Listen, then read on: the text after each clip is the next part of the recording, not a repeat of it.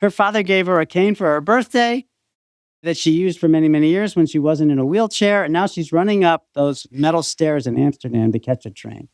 So she had a remarkable response to this therapy. So a few months go by, and I didn't know any of this. A few months go by, I get an email. The subject line was, "Thank you for saving my life." There's elevated trains in Amsterdam, and Kelly sees a train coming and runs up the stairs to hop on the train so she won't be late for her appointment. She turns around like, where the hell's Sean? Sean's at the bottom of the stairs with tears streaming down his face because it was the first time he'd seen Kelly run up the stairs in years. Dr. Tracey, good sir. Nice to see you again. Thanks so much for making the time to have this conversation. Thanks so much for having me on. I'm really looking forward to it, Tim. I am really holding in my enthusiasm, which I'm not going to do for very long because we had a brief chat, maybe a week or two ago, and I was bouncing around in my chair. I was overflowing with excitement to ask so many questions. And the reasons for that excitement will, I think, become very, very clear very quickly. But let me, as context for people listening, and you know some of this already, explain why I never looked at vagus nerve stimulation seriously up until very recently. And primarily it's because there's so much crap and so many charlatans, whether it's deliberate or not, floating around online, touting the most ridiculous approaches, devices, at best innocuous, sometimes probably putting people at risk. And at the checkout, they might be selling audio chakra cleanse soundtracks and just associated nonsense that shows that they wouldn't be able to find a logical argument if it bit them in the ass. And I thought, you know what? I'm just going to put this in the category of things that I should ignore. And also I'd been sent, and not to throw this under the bus, but maybe we'll get to it, a book on polyvagal theory. And I looked at it and I know just enough evolutionary biology to be dangerous. And I thought, I'm not convinced this actually makes a whole lot of sense. And again, came to the conclusion, I should just put this to the side, at least for now. The reason that changed is that a friend of mine who is quite technical, he is one of the top performing investors in biotech and let's just call it medicine writ large when it comes to public equities and other types of investments. He has patents to his name. This is a very smart guy. And he reached out to me via text. This is a good friend of mine, and asked if I'd ever looked at vagus nerve stimulation. And I was like, no, absolutely not. Is there something interesting there? And he said, I think there is. And he'd been digging into the literature that he's also former tier 1 operator from the military. And he had been using, and we'll get to this because a device is not a device is not a device. There are a lot of differences, but he had been using something purchased off the internet and had tripled his heart rate variability. And I mentioned the military piece because he has, I'm not sure if this is the right term, and I'm sure I'll misspeak a lot, so feel free to give me a polite smack when I do. But sympathetic overdrive, he would lay down to try to go to sleep. His heart would be racing. His glucose would be spiking. And not from PTSD, but from a lot of other things. And he had tried meditation. He had tried, and he's diligent. He will do what he assigns himself to do. He had tried all these interventions to improve heart rate variability. And maybe we'll talk about that. But suffice to say, within the realm of, say, athletics and recovery and this, that, and the other thing, often higher HRV is a good thing. And all of these interventions he tried had bumped things, maybe 10%, maybe 15%. And then he used a vagus nerve stimulator for a few weeks and tripled his HRV. And he's setting personal records week after week. And I thought, okay, could be N of 1 and placebo, sure, but I should take a closer look. And he sent me an email with a bunch of citations, and I started going, as I do, obsessively down this rabbit hole. And I listened to an interview, I want to give credit where credit is due, on STEM Talk. And they interviewed you. And I thought, okay, I should really, really reach out to Dr. Tracey. And then just coincidentally was walking through a bookstore And right in front of my face was your book, The Great Nerve. And I thought, okay, universe, not to get too woo-woo, but I got the message received, reached out, and also read the book. I recommend everybody read this book. It's not only from a very credible source, but you are a good writer. It's very compelling. So let's skip my TED Talk. Thank you, everyone, for coming to my TED Talk, and go straight to the big news. I guess this was literally you emailed me, and now it's big. So what is the big news that literally has just been announced? It was just announced that the company SetPoint Medical, which will now be marketing a device to stimulate the vagus nerve to treat rheumatoid arthritis, has received FDA approval. So there'll be a product launch underway for everything we're about to talk about in the context of using a medical device that activates an evolutionarily conserved and ancient reflex through which the brain can suppress inflammation when it's running out of control. We've discovered that signals travel from the brain through the vagus nerve. We'll talk about what the vagus nerve is, but these signals traveling in the vagus nerve are like the brakes on your car. And when you tap those brakes to slow your car barreling down the hill, this device activates what we call the inflammatory reflex. So you talk about this being a current event. As you and I both know, it's the front page story in the New York Times today, celebrating the successes at SetPoint Medical, and kudos to them, to Murthy, the CEO, to Dave Chernoff, the CMO. But it's based, as the article explains, also on 20 years of work by my colleagues and I at the Feinstein Institute at Northwell in New York, and all of which has been essentially replicated by dozens, if not hundreds, of laboratories around the world. So it's a rich story of science converging on how the vagus nerve can switch off inflammation that culminates this morning, as you point out, in a story about patients who've already been treated, some of whom had rheumatoid arthritis for decades, couldn't button their blouse, couldn't pick up a pencil. Well, if you don't mind my interjecting. Yeah, I get excited too, Tim. I apologize. Oh, you get excited too. Please, I don't want you muted. I don't want muted Kevin. I want excited Kevin. And let's feed that fire a bit. Let's talk about specifically one of your patients who shows up multiple times in the book, but most memorably to me in the coda. And could you just tell her story in brief? Doesn't have to be super brief, because I want people to understand just how drastic, and this is not going to be true for everybody with every condition, but just how significant the transformation can be. Kelly Owens is the patient you're referring to. I know her story very well. I know her very well now. And when I think of her story, as you just introduced it, I got goosebumps again, as I do every time. Kelly was a teenager when she was playing sports in high school and developed one night after a trivial injury, a major swelling in her knee that cascaded to a very serious problem that ultimately was diagnosed as Crohn's disease, an inflammatory bowel disease complication affecting her joints. Kelly spent her teenage years and most of her 20s in and out of hospitals, in and out of wheelchairs. Her father actually gave her a cane for one of her birthdays.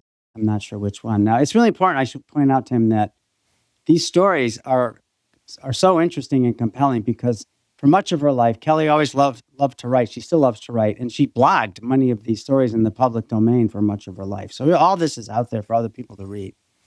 Kelly ultimately became a school teacher, but could not be treated. Her condition couldn't be fixed from New York to the Mayo Clinic to Hawaii and back. And it culminated when her physician told her and her husband, Sean, to plan on staying home without children because of all the medications she was on, and childbearing would be too risky, and to get used to her life like that. Around that time, she saw me on a Huffington Post live internet interview, live stream, and she contacted me. And I don't recall that contact, but I recommended she look into SetPoint Medical, the company that I had co-founded in 2007 to do these clinical trials. And Kevin, can I pause you for just 1 second? Don't lose your train of thought. But also, I recall, and fact check me here, chronic fatigue, having to lay down, elevator legs. I mean, really just had trouble functioning on a day-to-day basis. Absolutely. People they hear the word arthritis, and when they hear rheumatoid arthritis, they hear arthritis. This is not the trivial sports injury you had in high school and now it's a rainy day and your knee or your elbow is sore. This is a serious condition that affects the whole body. It can affect the kidneys. It can affect the brain. It can affect your heart. Similarly, for inflammatory bowel disease, it's not obviously bouts of diarrhea and abdominal pain and nausea and vomiting can be disabling, but the inflammation that affects the intestines in inflammatory bowel disease or in Crohn's disease also affects other organs, the spine, the joints in Kelly's case, in her arms and legs. And so these are serious disabling conditions. They can cause depression. They can cause anxiety disorders. They can cause chronic fatigue. So that's exactly right. All right. So she reaches out to you. You recommend she investigate SetPoint Medical. Then what happens? My hope was that, although I wasn't optimistic because she lived in New Jersey and the clinical trials were being done in Europe, but now that I know Kelly, I understand how she was able to talk her way into a clinical trial in Amsterdam. She and her husband, Sean, sold all their earthly belongings. As she said, everything that wasn't tied down. Their friends and family, through a GoFundMe kind of operation, raised the money they needed to move there for 6 months. She enrolled in the trial and was one of the first patients to receive an implant. I call it a Generation 1 implant. It was like a cardiac pacemaker under the collarbone, under the clavicle, with a lead or a wire that is tunneled up into the left neck where the vagus nerve travels next to the carotid artery. A couple of weeks later, they're in Amsterdam still, and Kelly is running a little bit late for her follow-up appointment as part of the clinical trial to get checked out by the doctors in the trial. There's elevated trains in Amsterdam, and Kelly sees a train coming and runs up the stairs to hop on the train so she won't be late for her appointment. She turns around like, where the hell's Sean? Sean's at the bottom of the stairs with tears streaming down his face because it was the first time he'd seen Kelly run up the stairs in years. Yeah, she had trouble walking on the cobblestones in Europe not long before. She had trouble walking on the cobblestones. Her father gave her a cane for her birthday that she used for many, many years when she wasn't in a wheelchair. And now she's running up those metal stairs in Amsterdam to catch a train. So she had a remarkable response to this therapy. So a few months go by, and I didn't know any of this. A few months go by, I get an email. The subject line was, "Thank you for saving my life." So it was wedged in between a lobbyist in Washington talking about research expenses and my own corporate controller talking to me about my laboratory's research expenses. So I read Kelly's email first, and I learned her story and that she wanted to thank me in person. And so I said, come on in. But I also brought on that first meeting a couple of my physician colleagues. And we talked at length about Kelly when she told me that she wanted to help us in the bioelectronic medicine universe be a patient advocate for this idea. We spent a great deal of time with her explaining there are risks and benefits to this. People resist change. The world is not ready for something truly new. The world's not ready to talk about a 1-inch device in your neck instead of taking pills and injections. This is going to change everything. And if you're going to be a leading spokesperson on the patient side of this, people are going to tell you you're a placebo effect. Tim, all of those things happened. Oh, I'm sure. The CEO of a major pharmaceutical company at a social event told Kelly, this was many years ago, if you're real, how do you say this to a patient? If you're real, then everything I'm doing is at risk and I could be out of a job. Yeah, and not with a smile on the face. So that was a real important day in my life. She hugged me, I hugged her, she cried, I cried. And then she said she had a present for me. And I said, what's that? And she gave me a gift-wrapped cane. It was clearly a cane, the way she wrapped it. The handle was wrapped and the cane was wrapped with a big bow on it. I opened the card, which I, of course, still have attached to the cane. The cane is still wrapped. The bow is still on it, and it sits in the corner of my office. And every day, if I'm having a tough day in the lab or any of my colleagues are, we come down and we look at Kelly's cane and reminds us why we do what we do and what we hope can happen when you do science in the hopes and dreams of discovering things that might help people someday, because it can happen. So I want to add a few things to that. What a story. And like you said, some people at the time were like, placebo. But placebo effect, and I'm pulling directly from you here, rarely has durability past a certain point, right? But when you're looking at 6 months out, 12 months out, and she furthermore, not to say this is more important than anything you just described, but certainly for a lot of people listening, and for me personally, having suffered from what I would describe as chronic fatigue for decades, and we might dig into some of that, she went from basically having a blinking battery empty for her day to day to having too much, almost too much energy, which isn't to say it was a problem, but like just kind of running up the stairs, bouncing off the walls. And my God, what a difference. The lives that are lived by the former and the latter, the magnitude of that difference just can't really be overstated. It's two different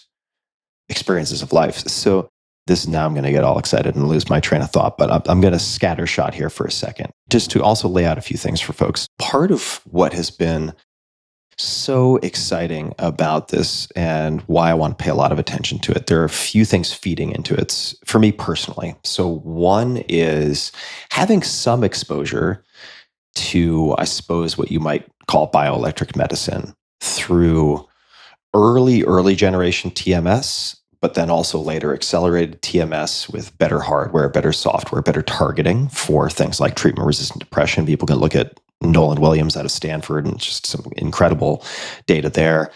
Focused ultrasound in conversation with Nora Volkoff for potentially hitting the nucleus accumbens for addiction.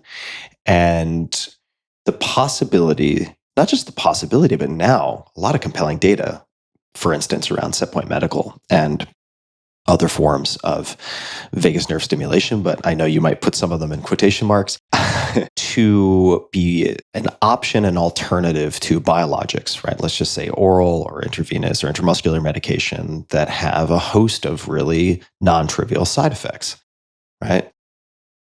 And for myself, looking at past depressive episodes, looking at, as I've tried to unwrap that for myself, which is very under control for the last, I'd say, 10 years, but looking at the Lyme disease, which I've had twice, and by the way, guys, that's not I just happen to be lethargic and I'm hunting for a diagnosis going from quack to quack until I get Lyme disease. Like Eastern Long Island, look at the CDC map. It is it is as red as it gets.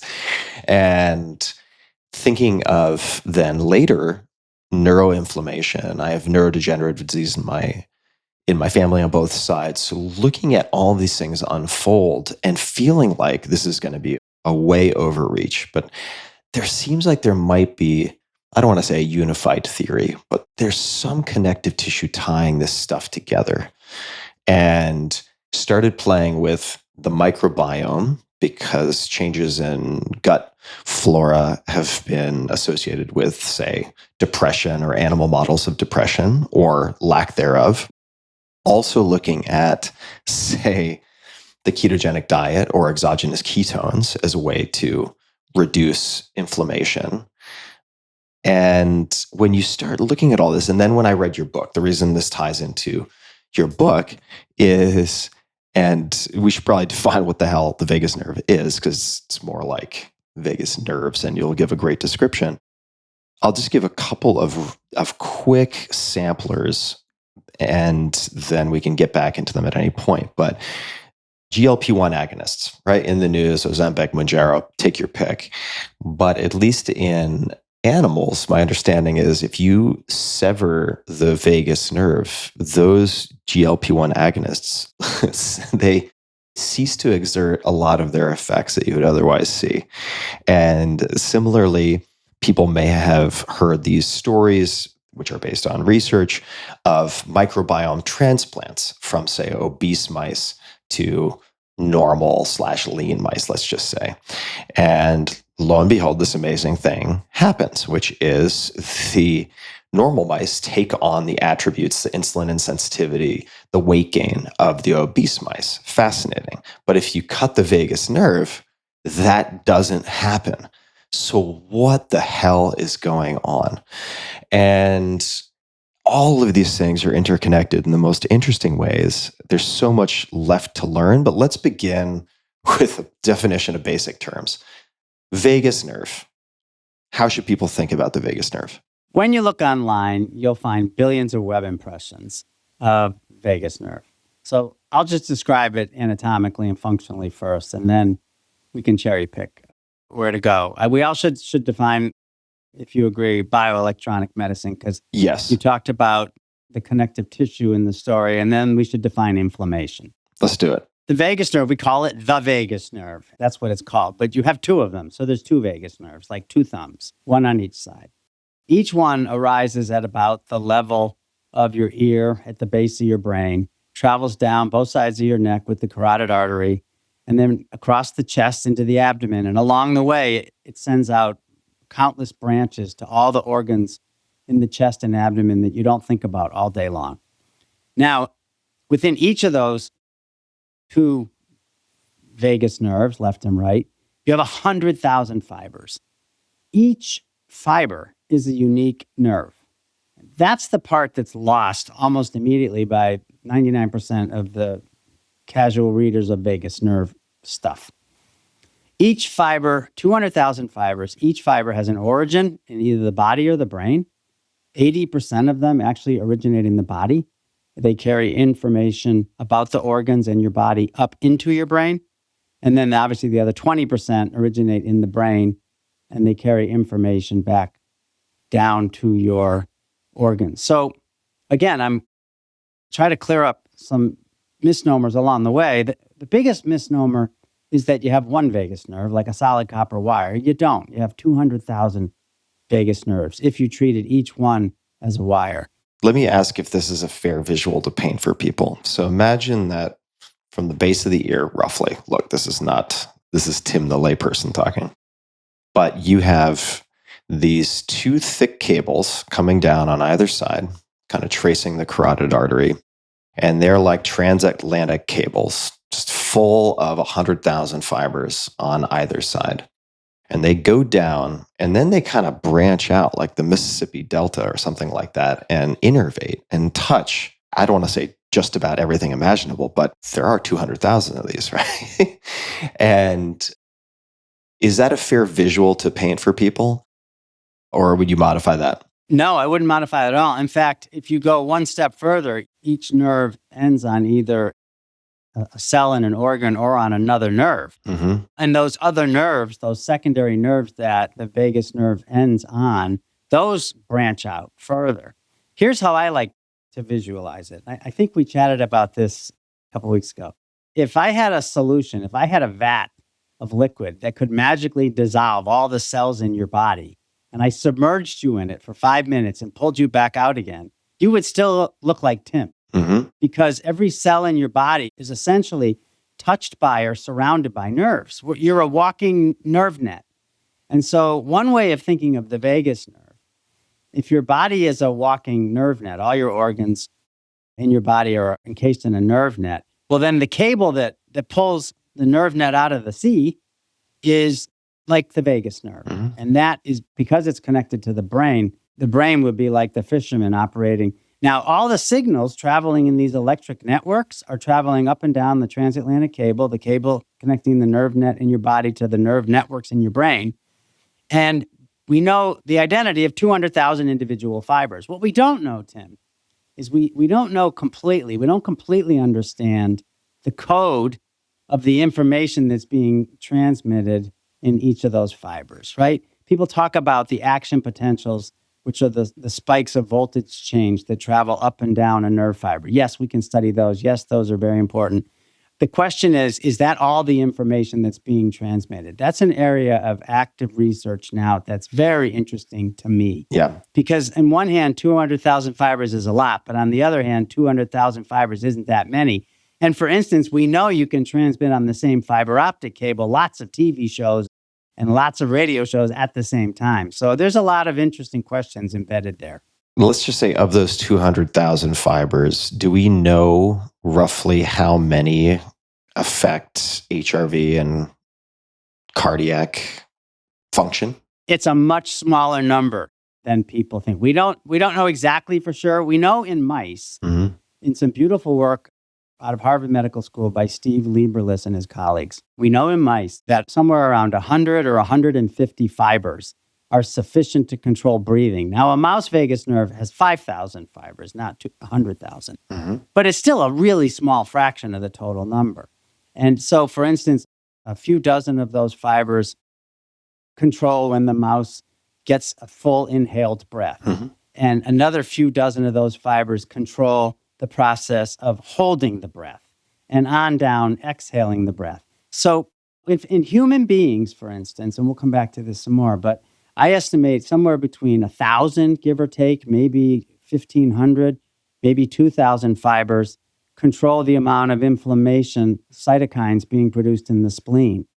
We can map the identity of the number of fibers going to the heart. Again, it's a few thousand. The open question is, say we can assign the action of 10,000 fibers on each side. What are the other 90,000 doing? Yeah, 190,000. Yeah, exactly. I want to keep giving people Scooby snacks here just because I'm so excited. I want to keep reiterating the potential payoff, right, of doing this the right way. And you mentioned cytokine. I want to double click on that for a second. We don't need to get immediately into the technical definition of that. I'm sure we will. But people may know that word from what? COVID-19. Cytokine storm, boom, can lead to fatality, right? In some patients. And I suppose I'm curious to know, just in short form, what happens to cytokine production when you stimulate the vagus nerve correctly? It gets turned off. If you stimulate the fibers we were just talking about, it turns off cytokine production quite effectively. And we discovered this by accident, actually, 27 years or so ago in the laboratory. We discovered we were working on experimental anti-inflammatory drug that we had developed, and we put it in the brains of animals with a stroke. And the idea was this anti-inflammatory drug in the brain would stop inflammation. And that did happen, and the stroke in the animals was smaller, and we were very happy. But surprisingly and unexpectedly, when we looked at inflammation in the body of those animals with the drug in the brain, they also had less inflammation. And this was a head scratcher. This made no sense whatsoever. And it took many, many months to figure out. That's a head scratcher because the effect should have been sequestered to the brain because of the blood-brain barrier? Or what is the reason? Either the blood-brain barrier, but also because we had put such small amounts of drug into the brain, there wasn't sufficient amounts to account for the saturating and stopping inflammation in the body. What we discovered years later was that the drug in the brain was actually turning on the vagus nerve. At the time we discovered the signals were in the vagus nerve, it sort of became obvious to me as a neurosurgeon working on cytokines in the lab, it became obvious that if the vagus nerve is turning off inflammation, then it should be possible to stimulate those fibers in the vagus nerve with electrodes and treat inflammation with a device instead of drugs. And so that's what we wrote on the back of a napkin 27 years ago that kind of led to where we are today. At the end of the day, we understand using techniques like optogenetics, where you can make neurons in the mouse brain sensitive to laser light, and other sophisticated molecular biology and genetic tools. I can explain to you how brain through the vagus nerve turns off cytokines and inflammation. I'm sorry, Kevin, can I pause you for 1 second? Sure. Before we get there. And this is something I'm going to ask a lot of questions I don't know the answers to. Otherwise, interviews are pretty boring for me. So does this mean that you could use, as an acute intervention, vagus nerve stimulation, say, hypothetically in the ER, to stop anaphylaxis or to address like asthma attacks or sepsis or anything like that? Once you understand the basic signals that flow in the vagus nerve to control one aspect of the immune system, in this case, how vagus nerve fibers can turn off cytokine production, you can ask new questions. Yep. And let me answer your question by adding a definition. Perfect. Because I think it's a perfect segue. So in order to understand the answer to your question, how to use vagus nerve stimulation in other conditions like asthma and other conditions, you have to back up a bit. You have to say, okay, what condition are we talking about? Let's look at how the pharmaceutical industry does this. Pharmaceutical industry starts by picking a disease, a condition. Let's do rheumatoid arthritis first, as it'll become obvious why in a minute. Mm-hmm. We're going to look at rheumatoid arthritis. That's the condition. What's the molecular mechanism? Well, the early research with using monoclonal antibodies against TNF showed that helps about half the patients. So that's the mechanism. So now we can make monoclonal antibodies that hit the molecular target, TNF, to treat the disease. And now you sell your monoclonal antibodies. And after they're approved for safety and efficacy by the FDA. Great. That's what the pharma industry does. We proposed some years ago, 15 years ago or so now, the idea of bioelectronic medicine as an approach to develop therapies. You begin in the same way. You pick your condition.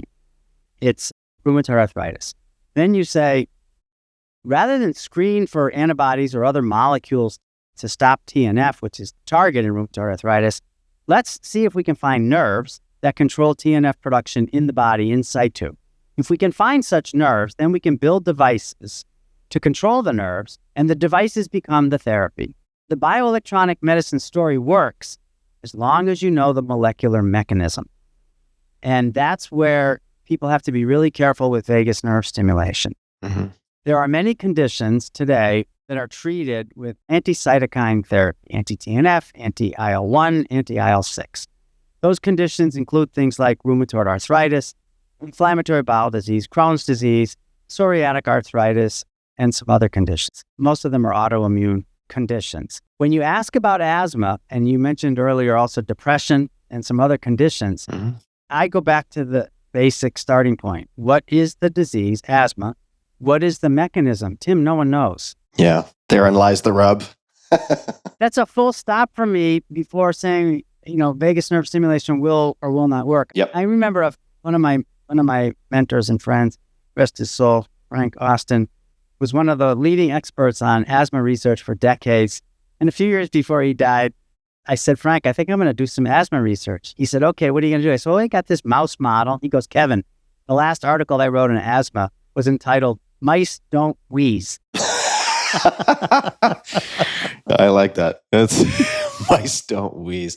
Well, you know what that makes me think of, and I mean, we're going to digress for a second here, but we need the animal research, and there's a lot you can do in a sort of metaphorical petri dish now with like synthetic biology and stuff. There's a lot coming down the pike, but still, animal models are super important.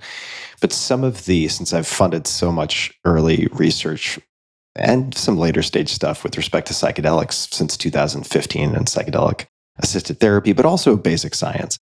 Some of the animal models are pretty hilarious, right? Where they're looking at like the head twitching and paw licking in the case of like Barry Jacobs giving LSD to cats way back in the day, decades ago at Princeton. And they're using, let's just say, the antidepressant animal models might involve like swim to exhaustion. And then you're like, okay, well, I guess methamphetamine is going to be one of the best antidepressants you could possibly give someone if we're using that as the proxy. And so a lot of it's imperfect. And yes, mice don't wheeze, right? So maybe, especially if you can't identify, like you said, I guess the mechanism, you need to be able to at least hold on to some of the variables. So let me come to just depression for a second. I know this is going to be all over the place. It's like Tim after too much caffeine and a couple of glasses of wine, which is not where I am. I did have some pretty good ketone monoesters before our chat, though. And I wanted to come back to depression because it's a subject near and dear to my heart. It's something that affects a lot of people. And when people experience depression, it can also feed on itself in the sense, and I speak from experience, where you personalize it. Like, this is a me problem. This is a character flaw, and it's permanent. And it becomes this loop that can exacerbate the condition. But I've long had this suspicion, and this is part of the reason for a lot of the research involvement, is that anti-inflammation or inflammation is potentially at the core of a lot of this. Whether you look at, for instance, there are very potent anti-inflammatory effects of certain psychedelics in the phenethylamine class, like 2CB, for instance. Very, very significant at very, very low doses. And when I'm looking at some of my highlights, I have a ton of Kindle highlights from your book, The Great Nerve. I'll mention it again. Pick it up, guys. You will not be disappointed. But you can induce depression in animal models by causing inflammation, right? And people too, Tim. And people too. And I want to just read a little bit here because we've long had, and I think many, many doctors still ascribe to a chemical imbalance theory of, say, depression or mental illness writ large, but depression. So this is directly from your book. If an SSRI has helped you or someone you know, that's wonderful. Large randomized clinical trials of SSRIs indicate they confer some clinical benefit in some patients, which is true. I've seen lives changed. Now, whether it's actually serotonin or not is a separate question, but back to your book. But these results in your personal experience do not prove causality or confirm that serotonin dysfunction is causing depression. For example, SSRIs may also inhibit inflammation. And then here's kind of the clutch paragraph that I highlighted. Interestingly, administering SSRIs to animals and patients with inflammation after receiving cytokines in the lab. So you're deliberately trying to provoke inflammation. Administering SSRIs can alleviate depression caused by these cytokines. This anti-inflammatory role of SSRIs is little studied and incompletely understood, and I sincerely hope that my colleagues are inspired to investigate it further. So this raises some very, very, very interesting questions. And since we last spoke, I've been toying around, and I use the word toy very deliberately, with some devices that I may not continue to use, but I have a variation that a friend recommended to me, very low cost, that I'm going to be switching to because I don't like the neck seizures very much. But nonetheless, I will say that the combination of the stimulation plus, and I realize I'm fussing with a number of variables, intermittent fasting and exogenous ketones. So I am throwing a lot against the wall here, but the addition of the stimulation, which is just a few minutes a day, and we'll definitely talk about your friend Ulf and his story, because that guy is not wearing a tinfoil hat, right? He's credible as credible can be. Yes. The stability of my mood is remarkable. And again, I think there are people out there, just if I could throw some folks, not throw them under the bus, but just lay a criticism. There are some folks out there, well-educated, but non-scientists, who worship at the altar of science with a capital S, or scientism, perhaps it is. And so they'll criticize maybe a story like this or the story of your patient and say, N of 1 placebo. And they discard it that way. But a lot of very critical scientific investigations begin with case studies in the literature. I'm looking at that right now with respect to Alzheimer's and exogenous ketones. There's some very interesting stuff out there.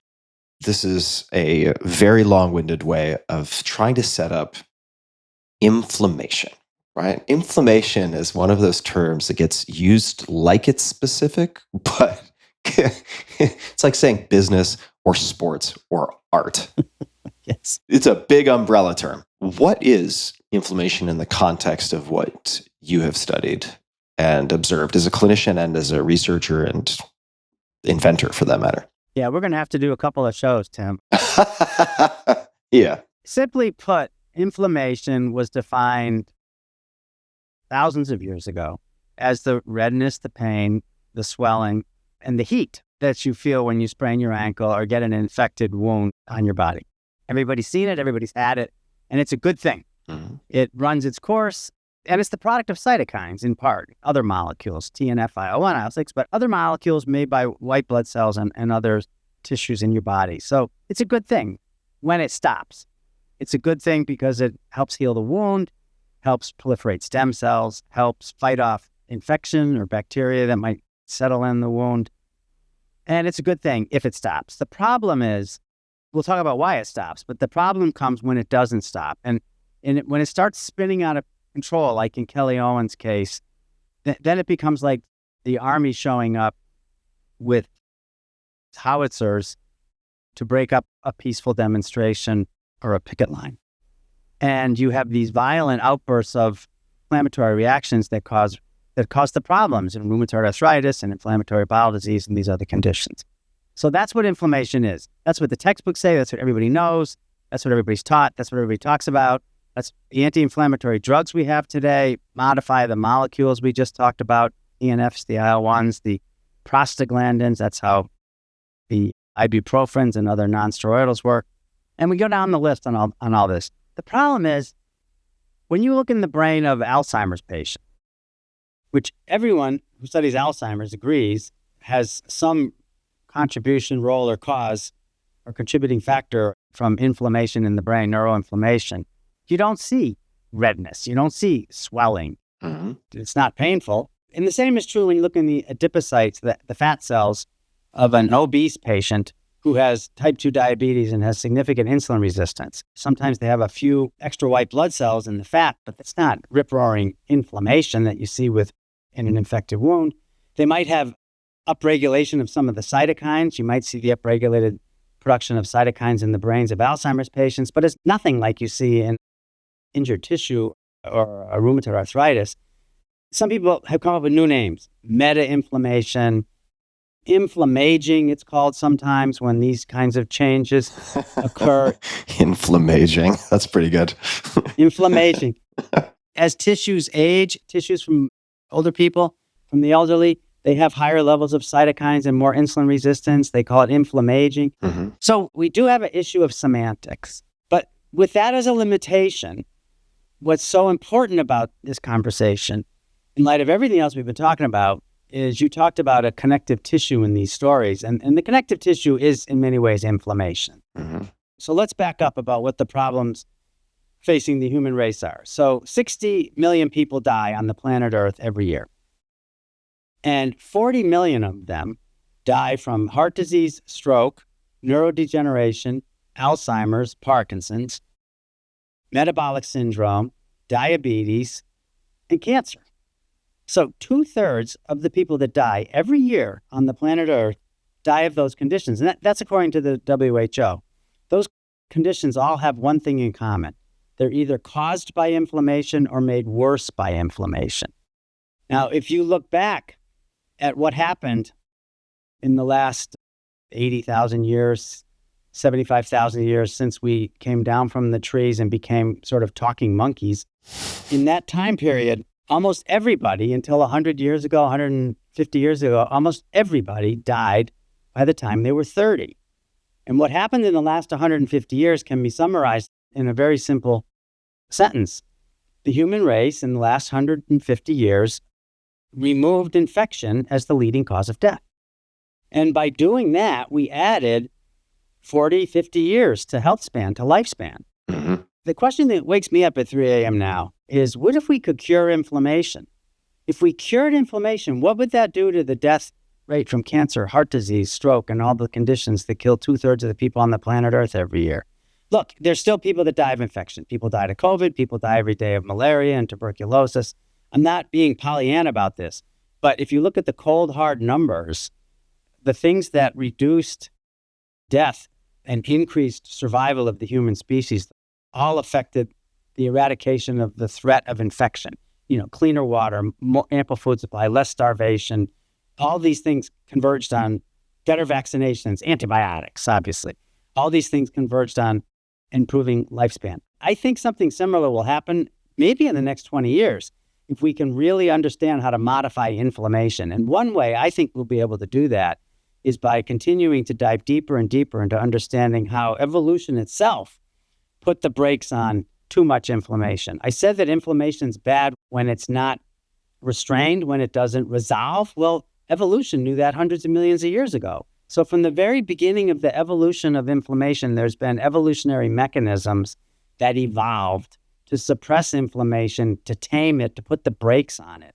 And what we've now discovered in the last 20 years is that the brain does this by sending signals through the vagus nerve. So you ask if this idea may have an application in other conditions. I'm convinced it will. It'll have to be worked through one condition at a time, one mechanism at a time, but I think it's a really important new idea.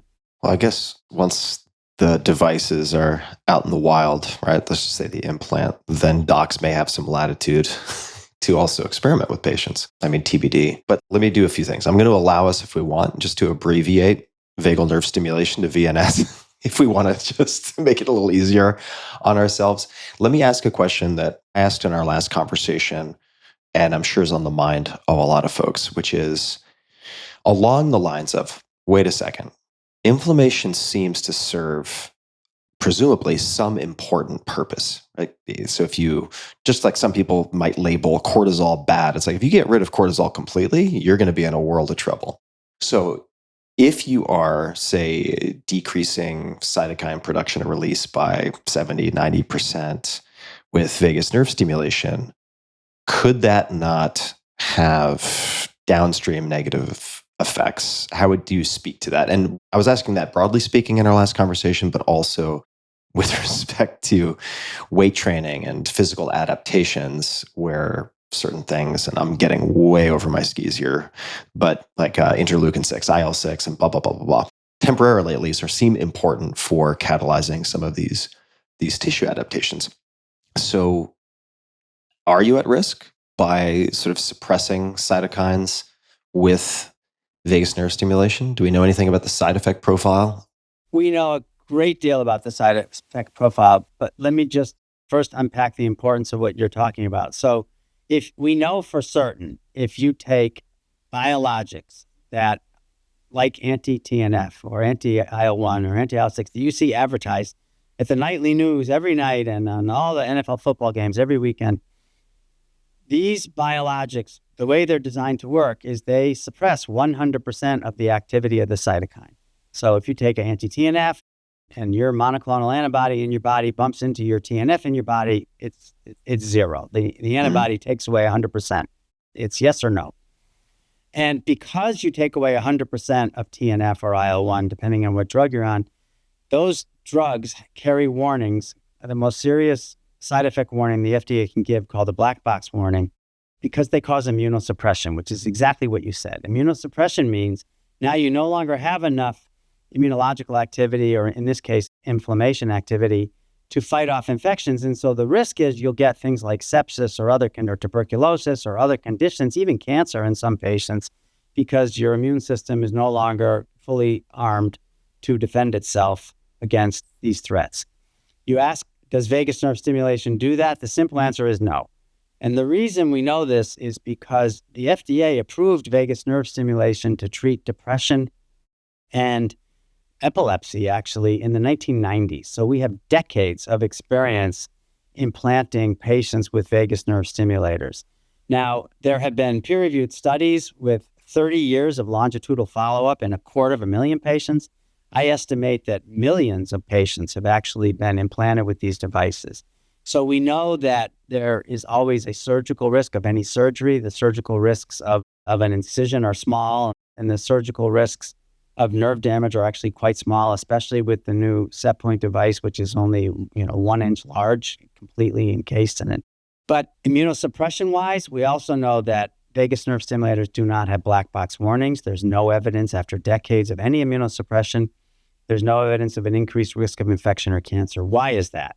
Well, it's because, and here we go back to laboratory studies, and even now in new human studies, when you stimulate the vagus nerve fibers that inhibit inflammation, the ones that travel from the brain to the spleen, for instance, to stop cytokine production, you inhibit, as you correctly said, about 70% of the cytokine production. You don't inhibit 100%. So the best way I like to think of it is that if you have an excessive or a dangerous cytokine response, you're going to produce, call it 100 units of TNF, and that's going to be very bad for your tissues and for you. The normal range should be 10 or 20. The vagus nerve stimulation therapy and the SetPoint device is called actually the immunoregulation therapy because it's only 1 minute a day.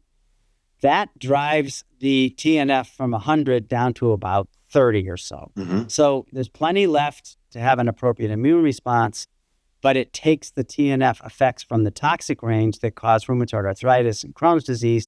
The monoclonal antibodies only hit one target at a time, either TNF or IL-1 or the vagus nerve is actually suppressing the whole system. So it's taking the toxic levels of IL-1 down and the toxic levels of IL-6 down. Those things together, they act synergistically. So the effects are bigger than additive. So if you take them all from the toxic range to the healthy range, you're going to be a lot better off. And the IL-6 response in skeletal muscle response in weight training, that's still going to be down in the healthy range. Mm-hmm. Who knows, Tim? We don't know enough about it, but it may very well be that the vagus nerve signals that you activate during exercise, like on the sheep running on the treadmill in New Zealand, we could talk about that. Those vagus nerve signals may in fact be contributing to the IL-6 metabolism and turnover that's going on. We don't know. Maybe we'll get to this, but who knows, because we're going to bounce around a lot. But also another aspect of your book that is very compelling is it includes a discussion of meditation. It includes a discussion of cold exposure. And it includes a discussion of different breathing practices, and all of which seem to have applications to vagus nerve stimulation. And maybe it's vis-a-vis the vagus nerve, but parasympathetic activation, which might be very counterintuitive to folks. And so, for instance, reading your research and reading your book and chatting with you has led me to do something more that I already do, which is, yeah, that's great, but why? And that's interesting, but why? Yeah, that's interesting, but why? Because, for instance, I've noticed for decades, and I think a lot of athletes have noticed, that if you do cold plunges, and I mean, pretty much every Division I soccer team, for instance, or you name it, is going to do some version of this. If you do it, not necessarily immediately after training, but say you wait an hour or two, and then you do cold exposure in a bath, that it seems to enhance recovery, right? Now, you could say, well, ice decreases inflammation. But then it's like, is that true? Could there be another explanation? And what you point out in your book, which is something that, again, intuitively now makes sense to me, is in the beginning, when you're exposed to cold, and there's studies demonstrating this, whether it's in cold chambers for hours, which sounds like more misery than I can handle. But suffice to say, initially, fight or flight response, sympathetic activation, adrenaline, noradrenaline, et cetera. And then at some point, parasympathetic, rest and digest activation. And could it be that the cold is affecting the vagus nerve, which is affecting parasympathetic, that helps with recovery? I don't know, but I've, for instance, always wondered why it is that after a few minutes in a 45-degree bath, I start yawning. There's a lot of yawning, and I don't know if that's direct. Interestingly, that's also a very common onset symptom after, say, ingesting psychedelics like ayahuasca, is yawning, lots of yawning, which is why all of these things seem to touch the hem of the same fabric. Anyway, I guess that was more of a monologue than a question. Let me ask you something that has been also front of mind. Is it true, and I could speculate, but does it seem like within patient populations we're dealing with more chronic inflammatory conditions? And is that because we have better diagnostics? For instance, you might say, oh, there's an explosion of brain cancer. It's like, yeah, well, we also have much better tools, and people are not dying of maybe things that are easily preventable by antibiotics. So who knows? Maybe it's not that, cell phone towers are causing an explosion of brain cancer. It's very easily explained in other ways. But do we seem to be contending with population level greater incidences of chronic inflammatory diseases? And question mark, can we even know that? And then if it appears to be the case, are there any plausible explanations for why that is?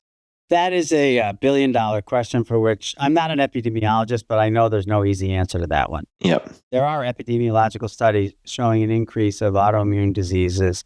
There are studies suggesting some of these conditions are more common at higher latitudes and some of them are more common at lower latitudes. Huh. Interesting. The latitude. Yep. Wild. I mean, correlation, I guess, doesn't prove causation, but it's interesting. It's very interesting. It always comes down to two things, pretty much, in biology. It's nature and nurture. It's genes and environment. And environment is writ large. It's the family you were brought up in. It's your father's income when you were 6. It's the germs, the pandemic outbreaks that were around your neighborhood when you were 10 and when you were 20, and on down the list. What you eat, what's in the environment, in the air you breathe, how much microplastics did you consume, knowing it or not knowing it. So genes and environment, and sorting that out in real time is exceedingly difficult, especially when you think about the possibility that some of these things, after decades of study, turn out to be caused by a previously unknown infection. Right. One of my favorite stories about this, of course, is peptic ulcer disease. Everyone, when I was a kid and in medical school, we all knew that peptic ulcer disease was type A personalities and Stress. and it's the patient's fault. I mean, I love to say, and then it turns out that there's a bacteria that causes peptic ulcer disease. What is that? Not H. pylori. H. pylori, yeah. Yeah. And when you treat people with antibiotics to eradicate that infection, a large percentage of them get better. When I was a surgery resident, which wasn't that long ago, I'm not that old. I mean, it was one of the commonest operations in the... I thought you said communist for a second. No. I was like, oh, I didn't see that coming. No. One of the most common operations on the OR schedule was gastrectomy for peptic ulcer disease. You never see that. It doesn't happen anymore because you take antibiotics. So my old adage for this thing is when you don't understand a disease, think of epilepsy, you start off, you blame God. Yeah. So they do exorcisms and that doesn't work. So if it's not God's fault, the next thing you do is you blame the patient. When you realize it's not the patient's fault, in today's era, oftentimes we find out it's actually there's some infectious cause of this thing. And so autoimmune disease may have an infectious cause. It may have an environmental cause. You know, people talk about genetic causes.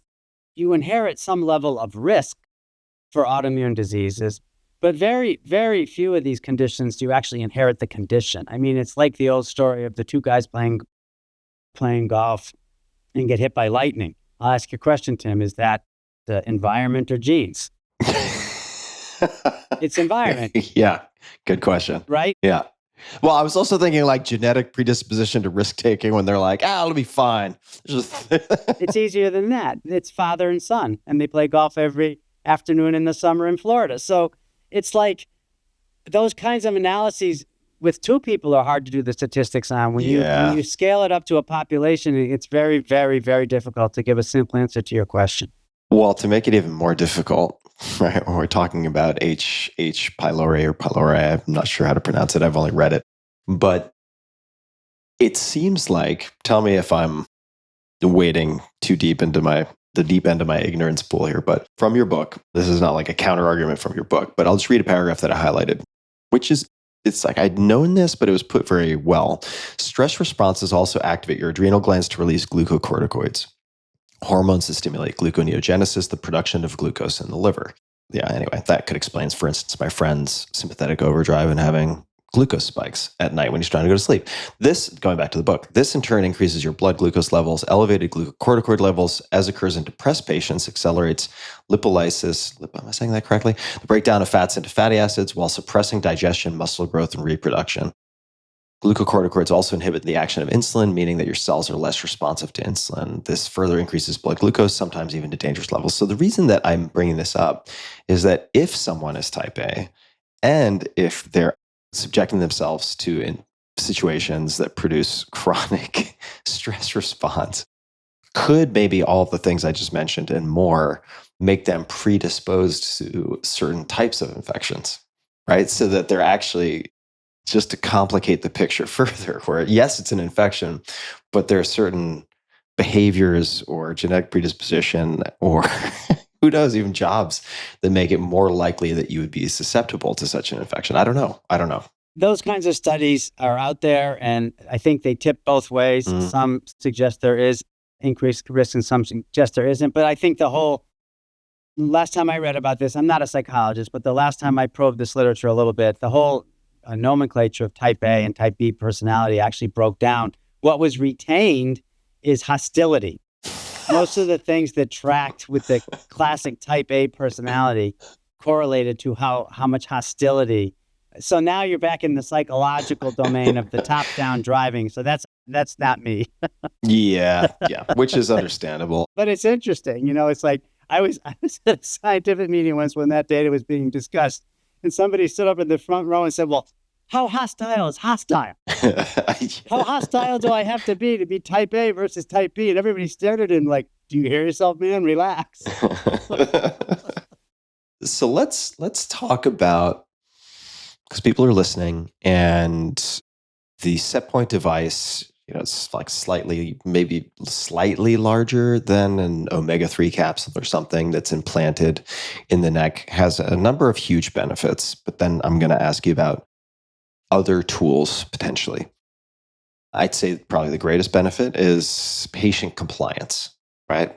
So if you have to remember to take something or do something every day, there's going to be a lot of breakage in terms of patient compliance. So from a purely practical perspective, there are some great benefits to an implant. But could you tell the story of your friend Ulf and just describe who he is and lead into his story, if you're open to it? Sure. On the SetPoint device, the one the size of a fish oil pull, I think we have to talk about that in the context of people who are really sick. Yep. These are people who have spent decades, sometimes disabled, oftentimes, as you said, chronically fatigued or depressed or in pain. And these are people who are injecting themselves with drugs. Many of them can't afford anymore the drugs they have to take, the ones with these serious side effects. So there's a tendency, not by you, but there's a tendency by some in the short form conversation of these kinds of things to say, well, it's a surgery and they should do more push-ups or try to do more things to help themselves. Well, I got to be really, really outspoken on this, because when you meet people that have these conditions, if it was easy as doing a couple of push-ups or taking a yoga class or breathing differently, they would do it. If it made them better, they would do it.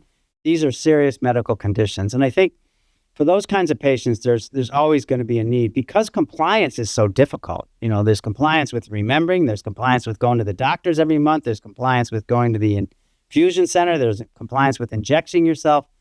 Compliance can break down at so many different places. So people with serious illnesses, you're absolutely right. The availability, not for all, but for those that are going to be able to go down that path, to have a small immunoregulator implant on the neck, that's going to be very interesting to see what happens.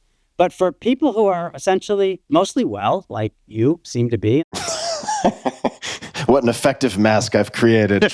Yeah, no, I'm generally well, yes. And me too. And I feel very fortunate for that. And I try to do things that align with what people would call vagus nerve stimulation. So eat right, sleep right, try to get some regular exercise in, try to stay cognitively busy, try to enjoy my hobbies and my family, try to alleviate stress from my life as much as possible. I mean, all the things that we all know we should be doing, and your GP or your primary care provider should be telling you to do every day. All those things in one way or another that we've sort of been talking about can be said to stimulate directly or indirectly the vagus nerve.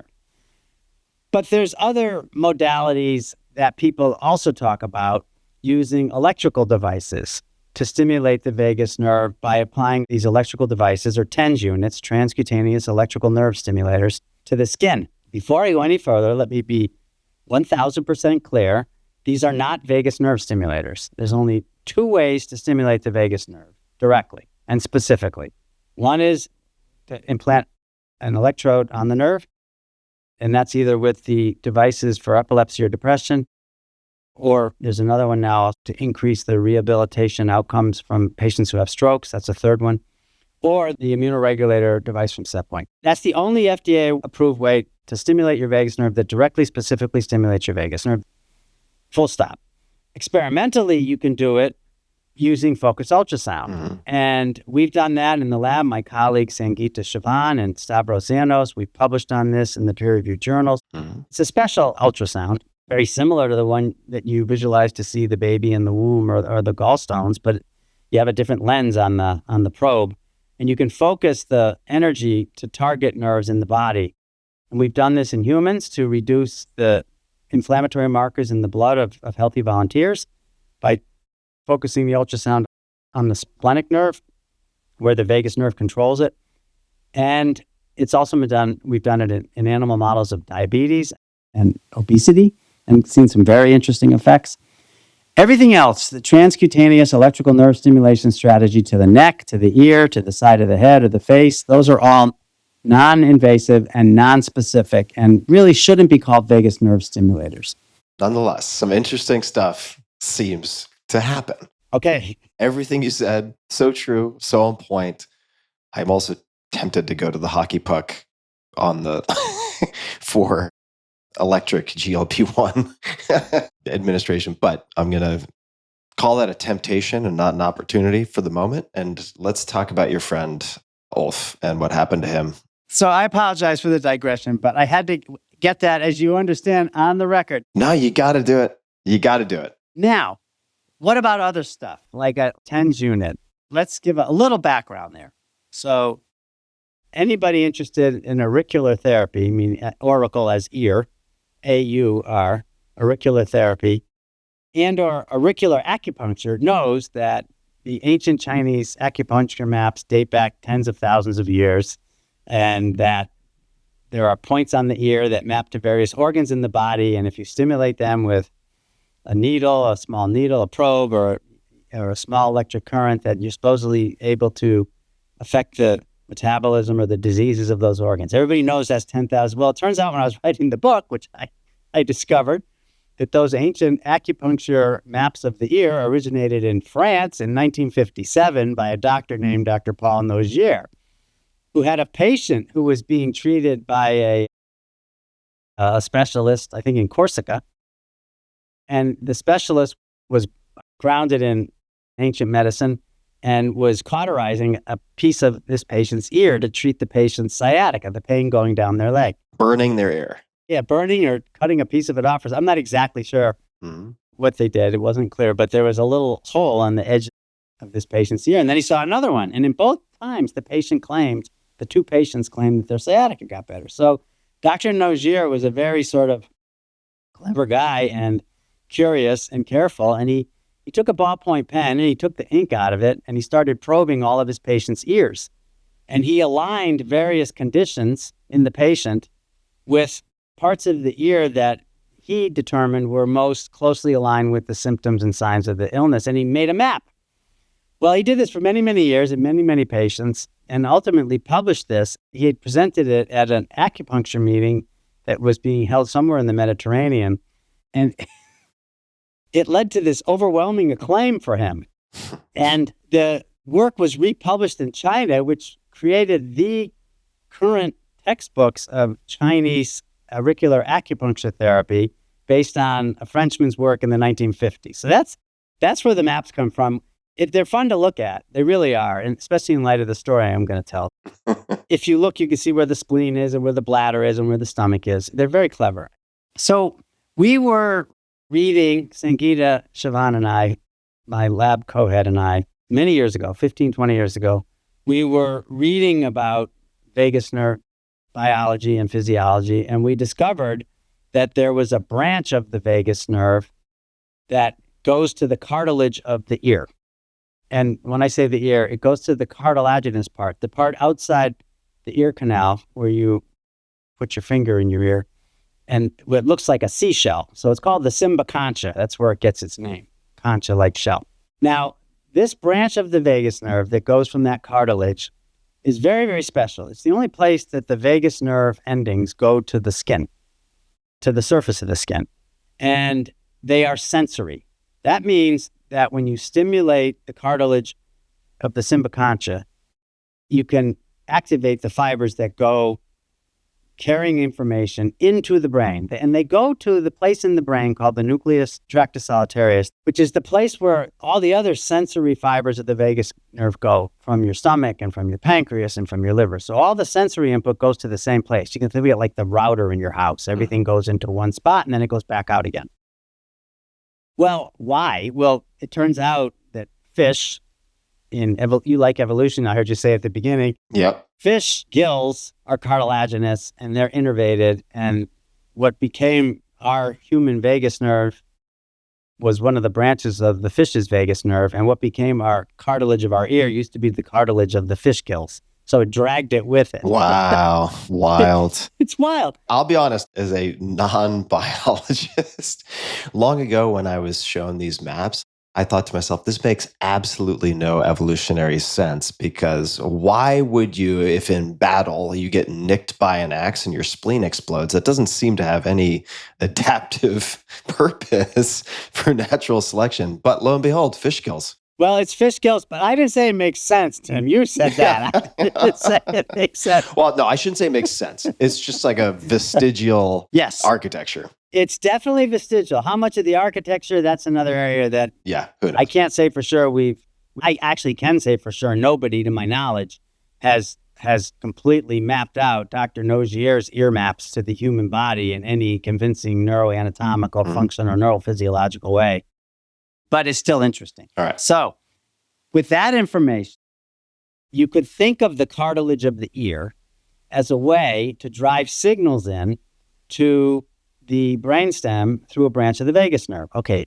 Immediately people start calling that vagus nerve stimulation. It's kind of true, right? Because it's a sensory branch of the vagus nerve. And if you put a TENS unit or your finger on the cartilage of the ear, you are technically stimulating the receptors in the skin that activate the sensory fibers that carry the signals into the NTS. But it's not the same. I said it before, I don't have to say it again. It's not the same as electrically stimulating. Hitting the big cable. Right. Yeah. Now, what happens? Now it gets really interesting. A long time ago, early Russian investigator published a study where he took essentially an acupuncture needle and put it in the Simbaconcha and put in a little electric current and showed that he could get changes in heart rate variability, essentially. And this goes back again to the 50s or 60s. That exact study, to my knowledge, has never actually been replicated. Really? The way he did it. This is the problem. You talked about clinical trials. I agree with you. The case studies are often the most important ways to start, but you still have to do the big ones. Clinical trials, randomized controls with the appropriate control population. That we'll come back to that. So now you say, okay, what happens using other technology? Well, it turns out now, I can't count all the publications that have been done by applying various forms of electric current into the ear. There's a lot. You can't count them all. You can't count them all. They come out every day now. And people have done some very sophisticated studies, usually with about 10 or 20 people per study, usually. Yeah.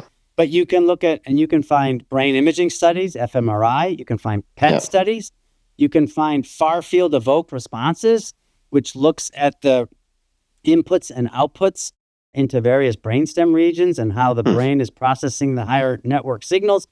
So you can see some really interesting stuff. And what comes out of it is lots of different information. That's the first problem. There's no single consensus that if you put this kind of electrode in your ear at this time for this many minutes at this much current, you get this effect in this part of your brain in the morning, in this part of your brain at noon, in this part of your brain. No one knows.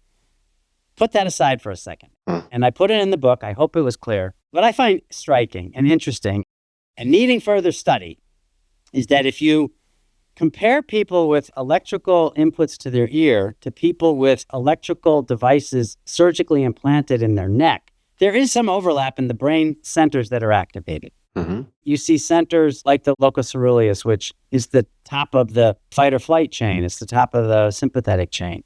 You see regions in the basal forebrain, the cholinergic regions, which are linked up to the hippocampus and to other areas that are really important for learning and memory. And there is clinical data that patients with implanted vagus nerve stimulators have enhanced neuroplasticity, enhanced learning, and enhanced cognition, alertness.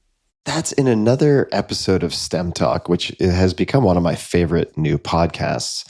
There was one of the hosts, I think it's Dr. Ken Ford, who has served on a number of defense and intelligence-related advisory boards, including advisory roles at DARPA. He has a great voice too, Tim. Oh, his voice is amazing. Yeah. So the Defense Advanced Research Projects Agency is incredible. A lot of the technologies we use every day now originally came out of DARPA, ARPANET, et cetera.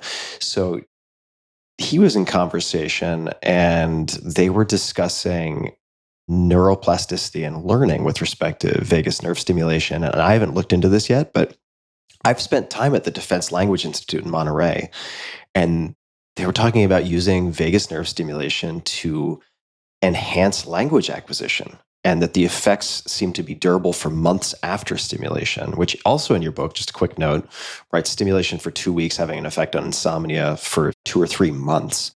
I mean, what could be more interesting right now? It's just like, it's so endlessly fascinating. I have to respond to the DARPA. Yeah, please. I wouldn't be talking to you right now if it wasn't for DARPA support on this idea in the 1990s, when it was a freaking crazy idea that I'm going to target with an electrode the vagus nerve to stop, sepsis and cytokine storm. And they said, okay, try it. What if it's yes? Yeah, people think of the quote unquote government as just this big, monolithic, slow moving, stupid, inefficient thing.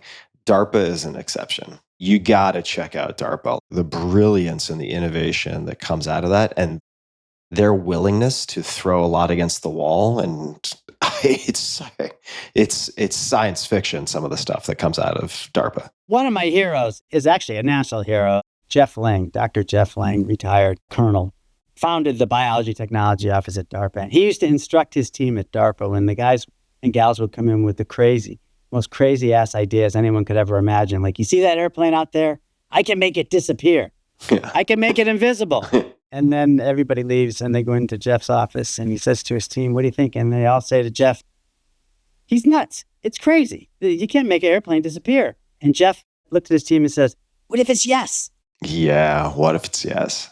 And that's where stealth technology came from. Yeah, that's so cool. And then you say, oh, I can still see the airplane. And then Jeff slams his hand on the desk and goes, if you can see it, it's too late. Yeah, I mean, technology to be able to see figures around corners. I mean, and that was years ago when I saw a rough description of that. In any case, they are doing lots of really interesting things. I took us off track for a second. One more thing. You said another thing. I got to respond. All right. The cognition part of vagus nerve stimulation is also a fascinating story that would require a full long-form conversation. But in brief, patients who had epilepsy were implanted with vagus nerve stimulator. This goes back 20 years or maybe 30.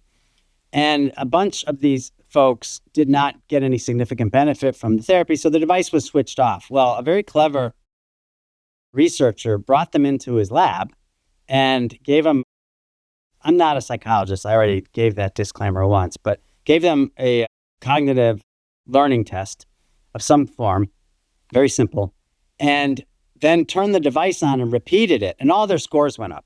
It was very dramatic. Yeah. And when they imaged these folks in subsequent studies, this is one of the studies that I mentioned before that pointed to the enhancement of activity in the regions of the brain that are really important for attention, learning, and memory. So there's a deep conversation there about neurocognition and vagus nerve inputs to the brain. I'm like fidgeting around in my chair because I get so excited about like finally trying to, and I'm not there obviously, and who am I? I'm a muggle.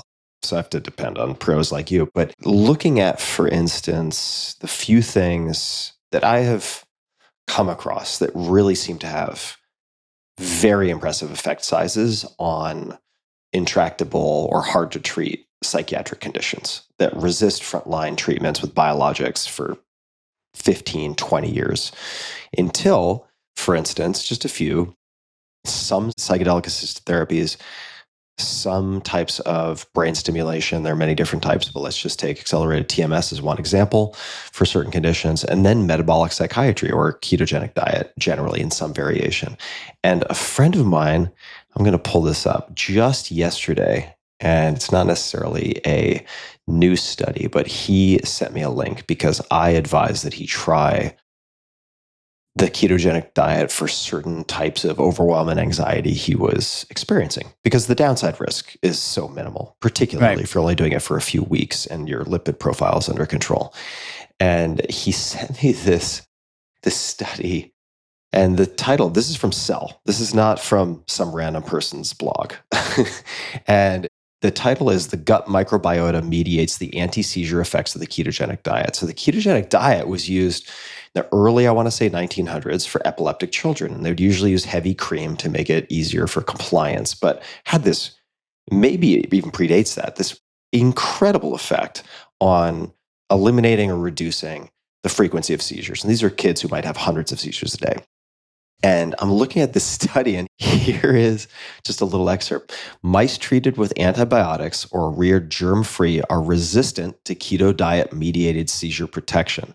Enrichment of and no biotic co-colonization with keto diet-associated Akkermansia and Parabacteroides, if I'm saying that correctly, restores seizure protection.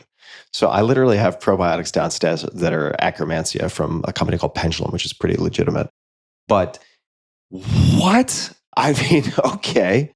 So it's mediated partially through the gut microbiota. And it's like, okay, well, then you have the interplay of the microbiota with potentially the vagus nerve with this two-way communication channel. And then you look at, for instance, psychedelic assisted therapies.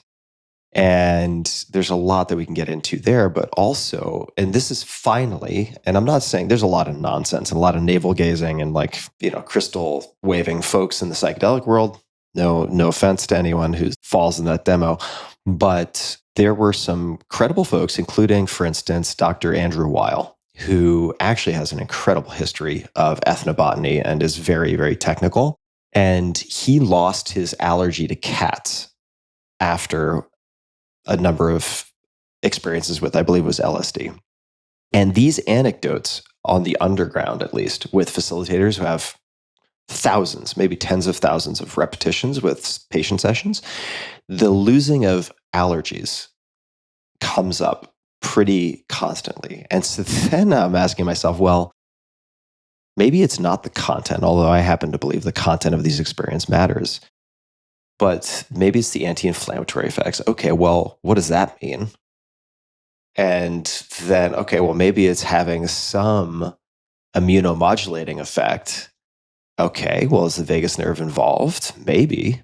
It's not beyond possibility. And then you look at neuroinflammation and the effects of whether it's different types of brainstem or the effects on, say, inflamed microglia by psychedelics, like reductions in TNF and all this stuff. TNF alpha have been tracked in the scientific literature. And I just get really, really excited because I can't parse it all, but it seems like these things all, to use an awkward phrasing, are kind of touching the hem of the same garment in some way. Anyway, that was a whole bunch of word salad, but I don't want to lose the story of Ulf because we're talking about the maps. We're talking about the fact that yes, you should maybe at best put it in quotation marks, vagus nerve stimulation. But could you tell the story of Ulf, if I'm saying his name correctly? And maybe comically, one of only a handful of Swedes I know is also named Ulf. So it makes me think that maybe it's the John of Sweden. I don't know. But who is Ulf and why does he tie into this ear mapping that we're talking about? Ulf Andersson is a retired professor of pediatric rheumatology at the Karolinska Institute. He practiced there for many decades. And throughout that whole time, he also ran a research laboratory that was focused primarily on cytokines, on inflammation and cytokines. So as you said before, this is a guy who knows his stuff. Karolinska Institute is also top tier. I mean, they do some of the most fundamental kind of seminal work related to a lot of stem cell applications and so on has also happened at the same institute. It's arguably one of the best medical research institutes in the world. It's one of the largest in Europe. It's a major teaching center. It's a fantastic place. I've been there many, many times. Ulf and I have been close friends and collaborators for many decades. And he was diagnosed with a condition that was thought to be a cancer in his bile ducts, in his liver, that required a major surgery called the Whipple procedure, where they remove pancreas, most of the pancreas, if not all of it, and they remove part of the liver and they remove part of the bile duct system. This was a long time ago, but at the time it was a death sentence, the cancer that they thought he had. It turned out to be benign, which was a blessing in disguise because he had to undergo this major surgery to have this.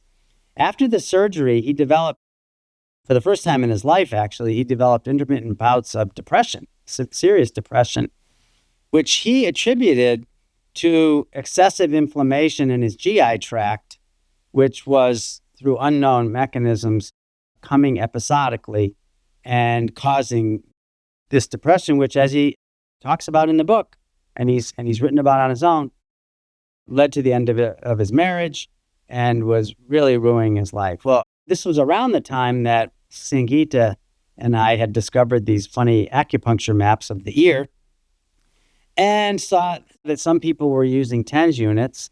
And we had published a series of papers at that point, understanding how vagus nerve signals could turn off inflammation. And so we said, what the heck? We put a TENS unit, over-the-counter product you can get anywhere, with the electrodes on the cymboconcha, not the tragus, not the lump that sticks out on the side, not the pinna, not the earlobe, but on the cymboconcha. And then we drew blood on ourselves and on other volunteers, healthy volunteers, and we measured cytokine production. It's a little complicated how we did that. It's not just drawing blood and doing an assay. We actually measured the ability of the white blood cells traveling around our bloodstream to make new cytokines. And when we did those experiments, we could show very conclusively, and we published it all in peer-reviewed journals, that in most volunteers, about 70%, 7 or 8 out of 10 people, 16 or 17 out of 20, you could reduce the amount of inflammation that the white blood cells would make if you put this probe in the ear for 5 minutes. And at that point, Ulf said, well, I think I have an inflammation problem. Vagus nerve stimulation stops inflammation. If you want to call this vagus nerve, you can also call it transauricular nerve stimulation because there's lots of other nerves to the ear, but that's another matter. And Ulf said he decided he would try it. Now, I didn't treat my friend Ulf. He decided he would do this. He's a bona fide physician. He could do what he wants. And I frankly was not very encouraging. I said, okay, whatever. Well, as he writes, and I know this for a fact because I see him several times a year, it turned his whole life around. He added some antibiotic therapy also to treat the bacterial overgrowth in his intestines, which comes with the surgery that he had, the Whipple. But he also uses this TENS unit in his left ear religiously twice a day, like brushing your teeth, he says. And he then subjected himself to a fascinating analysis. So you mentioned heart rate variability a while ago, and that's really complicated. Yeah. The more I try to learn about it, the more I'm like, wait a second. It's kind of like it's like quantum mechanics or something. I'm like, wait, I thought I kind of knew what the hell you were talking about. Now I don't. If you understand it, then you don't understand. If you think you understand it, like Richard Feynman said, you don't understand it, right? I think we don't have to get into it now, but suffice it to say, it doesn't matter what your wearable is. If it's a Fitbit or an iWatch or 10 other things that measure heart rate variability, I think this is 100% true. It might only be 90% true. They're measuring different things. Mm-hmm. Not because they all start with measuring the distance between individual heartbeats, which is instantaneous heart rate. They all start with that. But what they do statistically after that can vary dramatically. Yep. I've done this. Sangeeta and I have done this for a while. We worked on heart rate variability. We made our own devices. And it gets incredibly complicated. And we dropped it because, if you get a PVC, if you get a periventricular contraction, or you get 2 irregular beats in a 5-minute recording, you've got hundreds and hundreds of heartbeats. It shouldn't do much, right? It messes everything up. Yeah. It changes all the statistics. So can't get into that now. However, Ulf was contacted by a guy in Finland who sent him a watch he had invented that recorded heart rate variability as a function of respiratory sinus arrhythmia, which is what heart rate variability is actually, quote unquote, controlled by. So if you want to do the experiment, if your listeners want to do this, it's very easy. Take a couple of big breaths in, 2 hard sniffs in through the nose, fill your lungs completely, and you'll feel your heart rate speed up a little bit. And then breathe out slowly for 7 or 8 seconds. That increase in heart rate during inspiration is partly due to the change in pressure in your chest cavity, your thorax. As your diaphragm drops and you increase the volume, the pressure has to decrease. And then as you exhale slowly, you're actually increasing the pressure in your chest, in your thorax, because you compress the volume. Those changes in pressure all activate sensory signals in the vagus nerve, which go into your brain, which accelerate or decelerate your heart. Why? Well, because when you inhale, you want to accelerate your heart, and exhale, you want to decelerate your heart. That's the optimal physiological linkage. That's the optimal physiological mechanism to maximize the amount of oxygen in your blood.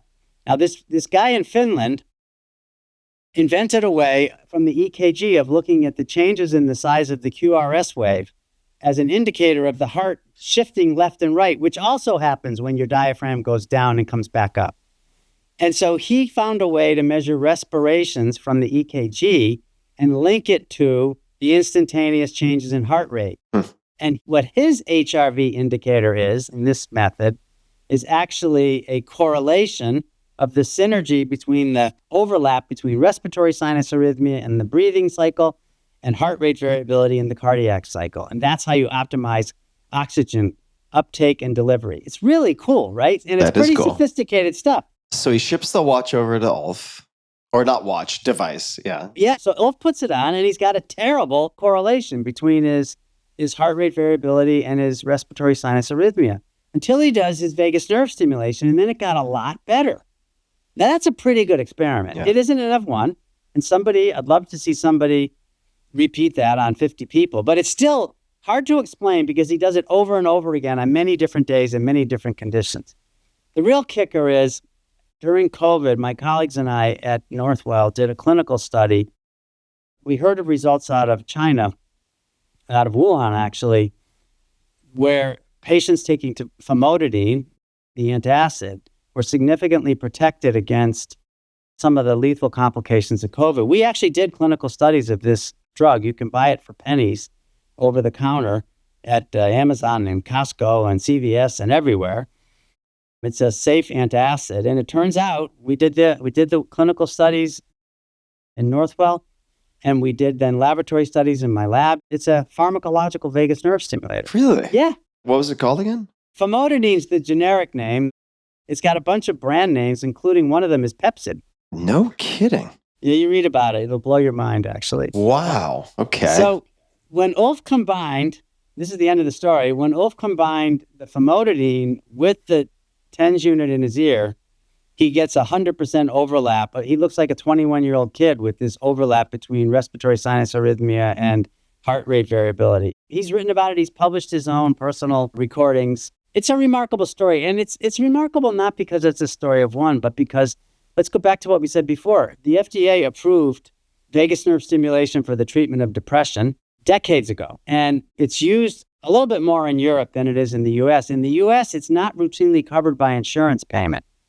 So there's been tremendous resistance to applying this. It helps about half the patients. Now, once again, like we said with the rheumatoid arthritis, let's be concrete about this. Let's not be the standoff folks who say, well, it only works half the time, it shouldn't be used. Well, in some of the people that it's worked in, they were suicidal and now they're not. Yeah. What is that worth? In some of the people it's worked in, they're back at work, taking care of their kids, taking care of the family. Yeah. We should be doing it or not doing it based on the data we know so far. There should be a screaming call that we should be diving down into we don't know the mechanism, Tim. Yeah. We don't know why Ulf got better. We don't know why half the patients with depression got better. I think somebody should do a really simple study. We should segregate the patients into some sort of inflammatory groups, risk groups or activity groups with depression, and treat the ones with the most inflammation with the vagus nerve stimulation and see if they get better because you've stopped their inflammation. And the other ones have depression from another etiology, another cause, another factor. These are the important questions. Don't you work in a place with a bunch of scientists? What's required for something like that to happen? Does it just require Scrooge McDuck to fund the study? I mean, I'm the president of a great organization with great scientists.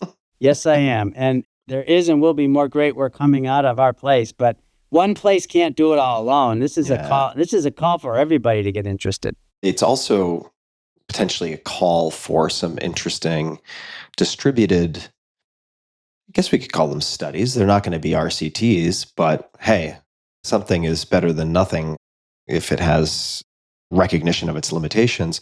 For instance, the people who manufacture Whoop bands, the people who make Oura Ring, I mean, they could potentially put out a call to customers to try to do some type of distributed study.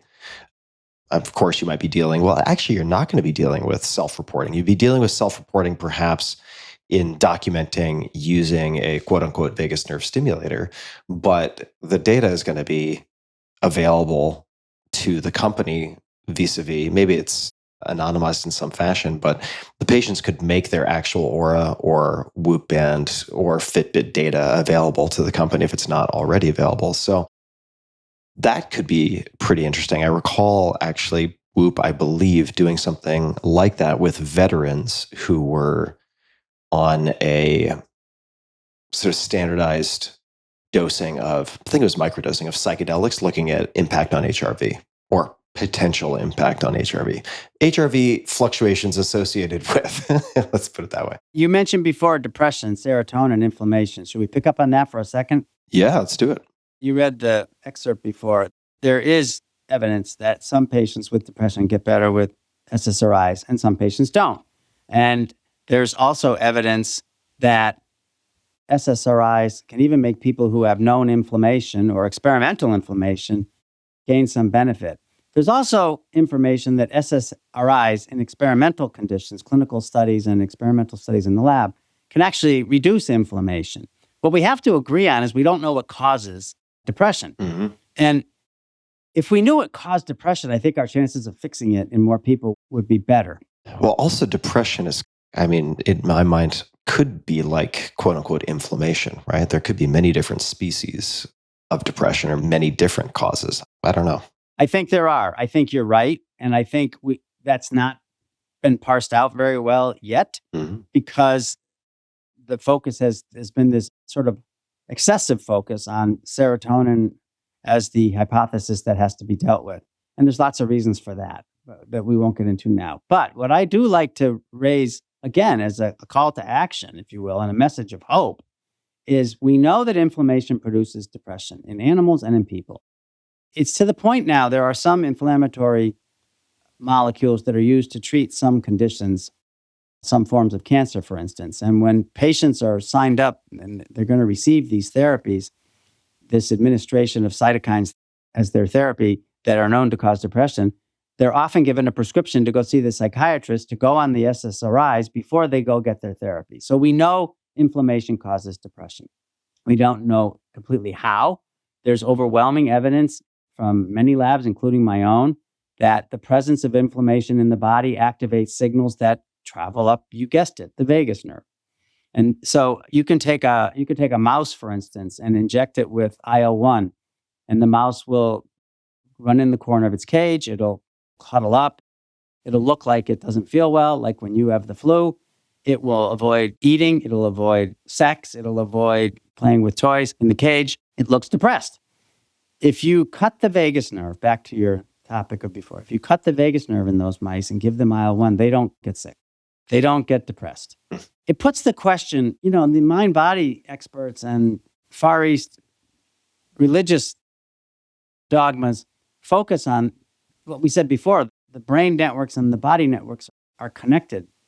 And what I said before is the vagus nerve is a principal connector. So if you have disruption of inflammation in the body, which you're not even, maybe nothing hurts in your body, but your brain knows the inflammation's there. We call that interoception. It's the subconscious sense that your organs are sending information about their status to your brain. If you have inflammation in your body, does it cause depression? That's an important question. Yeah. Because maybe that's why those patients who do get better, and go on YouTube and type in some videos of these depressed patients whose lives were turned around with vagus nerve stimulators. It'll bring a tear to your eye, some of their stories. And if you look at those people who have benefited, and Ulf with his TENS unit in the ear. Quick question. Has Ulf published his setup? Is that something that people can find online if they wanted to experiment with 5 minutes twice a day of auricular stim? Yes, he did. He published it in a peer-reviewed journal that I believe is open access. If you Google his name, Ulf Andersson with 2 S's, Andersson. Good old Swedish last name. I will link to that in show notes. We'll find that and put that in the show notes for everybody. I could send it to you for the show notes. Okay, perfect. We'll do that. And I interrupted your train of thought. No, it was the end. I just want to call the question out to my colleagues that we should study the influence of interoception, the presence of inflammation in the body being sensed by the brain and causing depression in some patients. And can we treat that with vagus nerve stimulation? Is that why it works? And the 50% of, why 50%? Isn't that kind of a funny number? It's too clean, right? Yeah. It's like, it's too clean. Yeah, I got scammed recently on my credit card at a gas station and it was $175. And I was like, that's too clean. That's absolutely a scam charge. Plus, I know gas is expensive, but it's not $175. But in any case, yeah, when the numbers are that clean, you're like, wait a second here. Let me ask you, just out of personal curiosity, and I was goofing around, going all over PubMed, which is sometimes a dangerous business when you're a muggle, but it seems like there are some interesting data around acupuncture in the ears and fertility or pregnancy. And I know you don't like to speculate, but maybe people have looked at this closely. Is it plausible that that is mediated by vagus nerve stimulation? The simple answer is yes, I don't like to speculate. I'm just saying, like mechanistically, would stimulating the vagus nerve have some possible downstream effect on the ability to conceive or anything like that? I don't know the studies that you're referring to. I really don't. Yeah. And I don't know if acupuncture in the ear would stimulate the vagus nerve to stop inflammation. I know that what I did with an electrical TENS unit can reduce inflammation in the bloodstream of healthy volunteers. Mm-hmm. I can answer the question in the context of, are there some conditions in the abdomen, whether in the ovaries or the uterus or the fallopian tubes, where the presence of inflammation would be a restrictive or would make getting pregnant more difficult? The answer to that's a simple yes.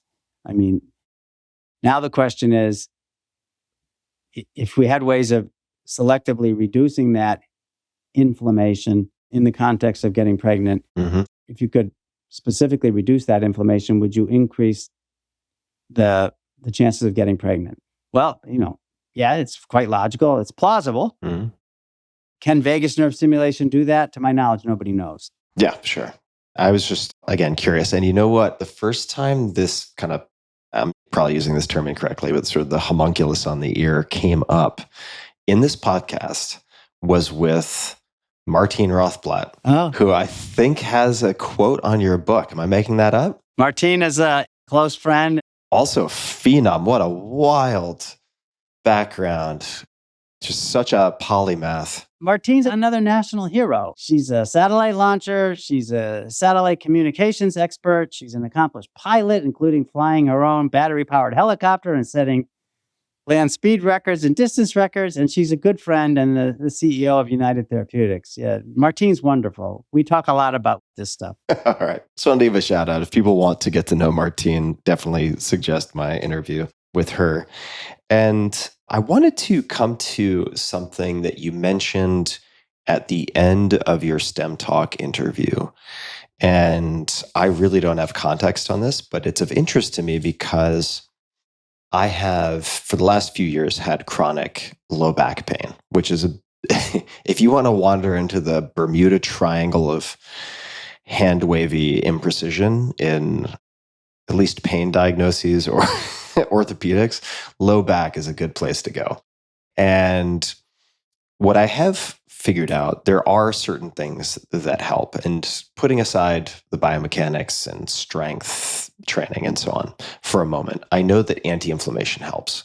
There seems to be an inflammatory component. So whether it's through applying cold or taking oral anti-inflammatories or injectables for that matter, it suppresses symptoms. I know that. And I'm reading a number of books. Lorimer Moseley and his co-author have actually a very interesting book called Explain Pain. And it relates to this piece that came up, maybe, which is why I wanted to talk about it. Because sometimes, like you said, the response to the equivalent of a picket line in your body is the entire Navy showing up with rockets blazing. And it's a severe overreaction. So this relates to Professor Rolls. And I guess I'm going to try to word this in a way that makes sense, but how specific molecules inform memories / engrams in the brain and the implications of that.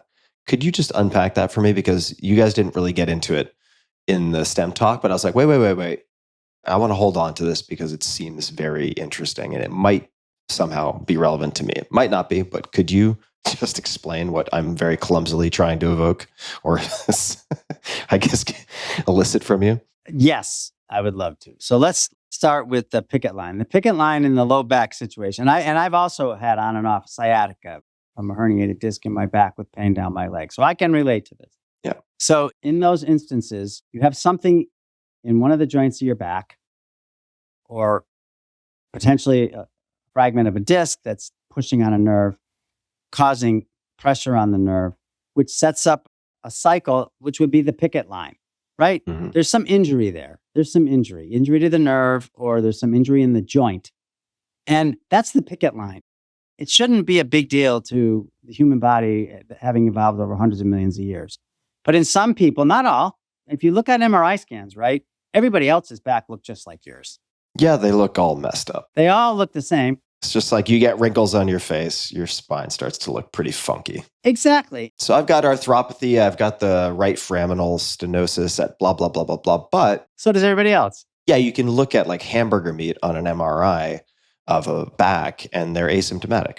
Right. So why does your back hurt and somebody's MRI scan would be indistinguishable from your doesn't hurt? Well, you can maybe pinpoint the position on your MRI scan. Now the question's different, right? Now the question is, why is your body sending the Navy with rockets blazing to the picket line in your back, but not the guy next door? Yeah. Well, that is the question. So how can we connect that to two things? One, because Ulf's back pain got better too, by the way. He had injured his neck in a sailing. He was a world-class sailing champion. I don't know if that made the book or not. I don't think that was in there. Love this guy. He and his brother Jan Andersson won the European World Championships in the J class. Of course they did.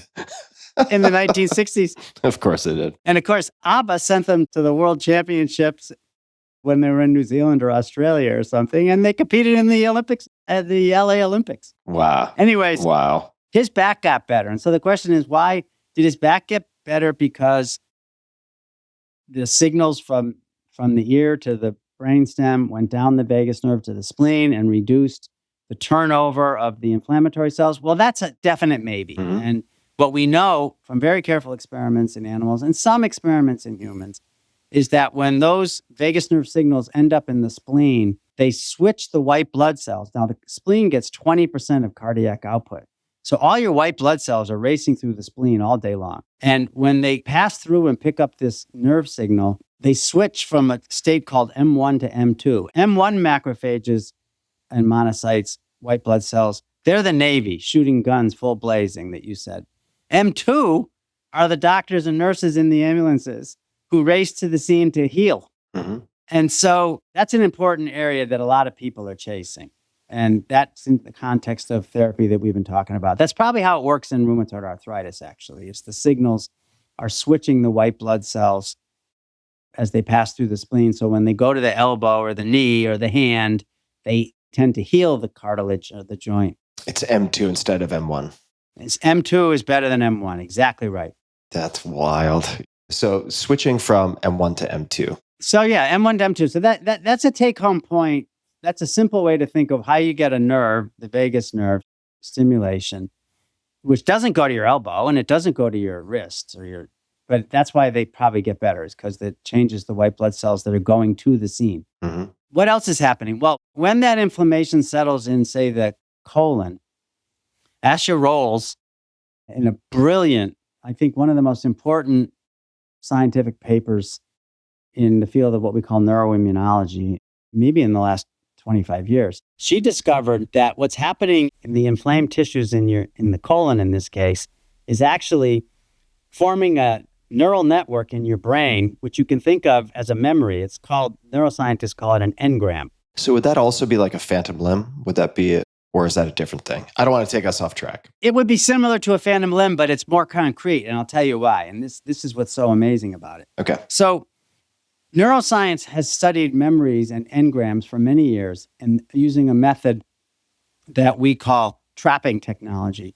And so what you do is you have a genetically engineered mouse, a mouse with special genes that you can put in, when it's an embryo. And the mouse grows up with these genes. And now when you do something to the mouse, if you co-administer, say you give the mouse a drug or you give the mouse inflammation, when you do that at the same time, you give the mouse a drug that activates these special genes that turn the neurons red, for instance, but only the active neurons. So the neurons that get activated by the presence of, say, colitis, inflammation in the bowel, they turn red and they stay red. So you can study them later, even weeks and months later. And that's exactly what Professor Rolls did. She used another very sophisticated trick to take what's called stereotactic injections, injecting virus particles into specific parts of the brain that she had mapped from looking at the red neurons. So she knew these are the neurons that get activated by colitis. So she had the mice and she let them recover from colitis. And then she injected the virus into those neurons and reactivated now just the neurons, not all the neurons in the brain, just the ones that remembered the place of the colitis. and they got colitis again. Wow. The changes in the brain neurons, I call it a neural network. She does too. I mean, we all call it an engram or a neural network. There's lots of neuroscientists who talked about this on lots of podcasts, but they call it the Jennifer Aniston neuron or the Santa Claus neuron. I'm a recovering neurosurgeon, right, Tim? You can do brain surgery under local anesthesia. And this is done a lot of times for epilepsy surgery, for instance, when you want to make sure that you don't injure any part of the brain that involved in speech. So you can be talking to the patient during brain surgery. Now, you can put electrodes in various parts of the brain and ask the patient what's happening. And there's a famous story of a patient, well, I just saw Santa Claus, or I see Jennifer Aniston. Euphemistically, people call that, well, that you have a Jennifer Aniston neuron. You actually don't have a Jennifer Aniston neuron because you could put an electrode in another part of the brain and you say, well, Friends, the TV show, and Jennifer Aniston's neuron will light up in that because they're part of a network. Right. It's a constellation that is recognizable by the brain. It's a constellation. Exactly right. Well, nobody before Asya's studies, nobody thought that a constellation in the brain would recognize inflammation in a way that would not only sort of remember the effects of it, but could then reactivate it. Not to interrupt, but since every podcast I do is self-interested in some way, is there a way to delete, Control Z, those constellations so that you don't have this hair trigger response to triggering colitis or low back pain response, right? And in this book that I was mentioning, Explain Pain, they talk about how surfers in instances sometimes when they get their leg bitten off by a great white, they report it as a thump. It wasn't painful. Whereas you get a paper cut and it's excruciating. There's so much variability. So is there a way to deactivate a constellation or overwrite it, or I guess fix my fucking low back pain is the short answer without taking bottles and bottles of Aleve? This is about the third time in this chat we've had that I wanted to offer you a job in my lab. You ask all the right questions. We could do the experiments if you come in. You're not that far away. I mean, don't threaten me with a good time. The simple answer is that's what we want to do, right? So you might not have to remove the whole network. You might just have to disrupt a little bit of it. Disrupt it, yeah. And the question is, can you disrupt it with a molecule that targets selective neurons? You know, that's tricky, but not impossible. You have to figure out what the neurons are, figure out what the receptors are, figure out what's unique. And then you have to design a drug to do that.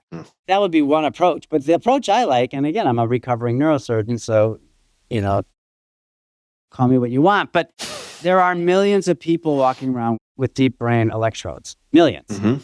And it sounds like this horrendous, terrible thing, but it's not. The electrodes that people are putting in now, whether it's Neuralink or somebody else, I mean, they're smaller than a human hair. And they go in and they don't injure blood vessels, and they don't even injure, sometimes they don't even injure neurons. They go next to the neuron. You could imagine a time in our lifetimes, I hope, when if we knew how to target those neurons or map them in advance, right, that you could put these electrodes in and inhibit them. Mm-hmm. And yeah, that is the right question. I'm dead serious. Now, Asya's paper's been out a couple of years. I said before, I think it's one of the most important studies that I've read in many years. And we have, of course, pursued it. We've been asking questions, my colleagues and I, Sangeeta Sivan and Okito Hashimoto and Eric Chang. We're asking a very simple question. Can we make engrams, memories, neural networks in mouse brains of specific cytokines? And we're writing the manuscript as I speak. And the answer is yes. We can show that when you give a mouse TNF, which causes a sickness behavior, you know, looks like it has the flu. And then a bunch of other metabolic things that are specific to TNF. And map an engram, we can see where the neurons in the brain are and see what they do. When we do the same experiment with IL-1, which also gives a sickness response, but has a very different sort of metabolic, physiologic, you can separate them. They're unique. TNF and IL-1 are different. The physiology is different. We see a different neural network. So now it's complicated, right? Because how many cytokines are there and how many physiological states? I think the brain, you know, a human brain has 100 billion neurons, give or take, and trillions of synapses. So it's more complicated than we think it is. But I think it's accessing processing and potentially storing all the information that we haven't even begun to imagine yet. And that's what this data tells me. What are the possible implications of identifying the constellations? I just keep thinking about stars, right? It doesn't take much to screw up Orion's belt, right? Like if you move one or two things around, you could disrupt that engram, so to speak. What are the implications of identifying the engram signature of TNF alpha, IL-1, et cetera? What are the implications of it? Yeah. Well, how would that translate, or might it translate to some type of clinical practice? I think you could literally, if you knew where to put the electrodes into the brain, you could have an electrode in the brain that communicates with an app on your iPhone, and you could dial it, upregulate or downregulate your inflammatory response to a specific cytokine or condition in a specific part of your body. Yeah, that's wild. It is. You said it right. I mean, people used to think it was impossible to track an incoming missile from the moon, right? But now they know how to do that. And the best example I like, and you're better at this than I am, but someone explained the analogy I like the most. If you look at a TV screen with all the pixels and you see a picture of the Alps, you can't possibly pick out the black square or the altered-colored square. But if you swap that one square and make it a really bright color or a really black color, you actually can see it. Right. It's about subtracting, right? It's about subtracting to pick out what you don't know. In order to do that in humans, there's been all this rush to do brain imaging and brain anatomy. We still have a long ways to go because, to my satisfaction, as someone who thinks about systems interacting in biology, we haven't put enough emphasis on function.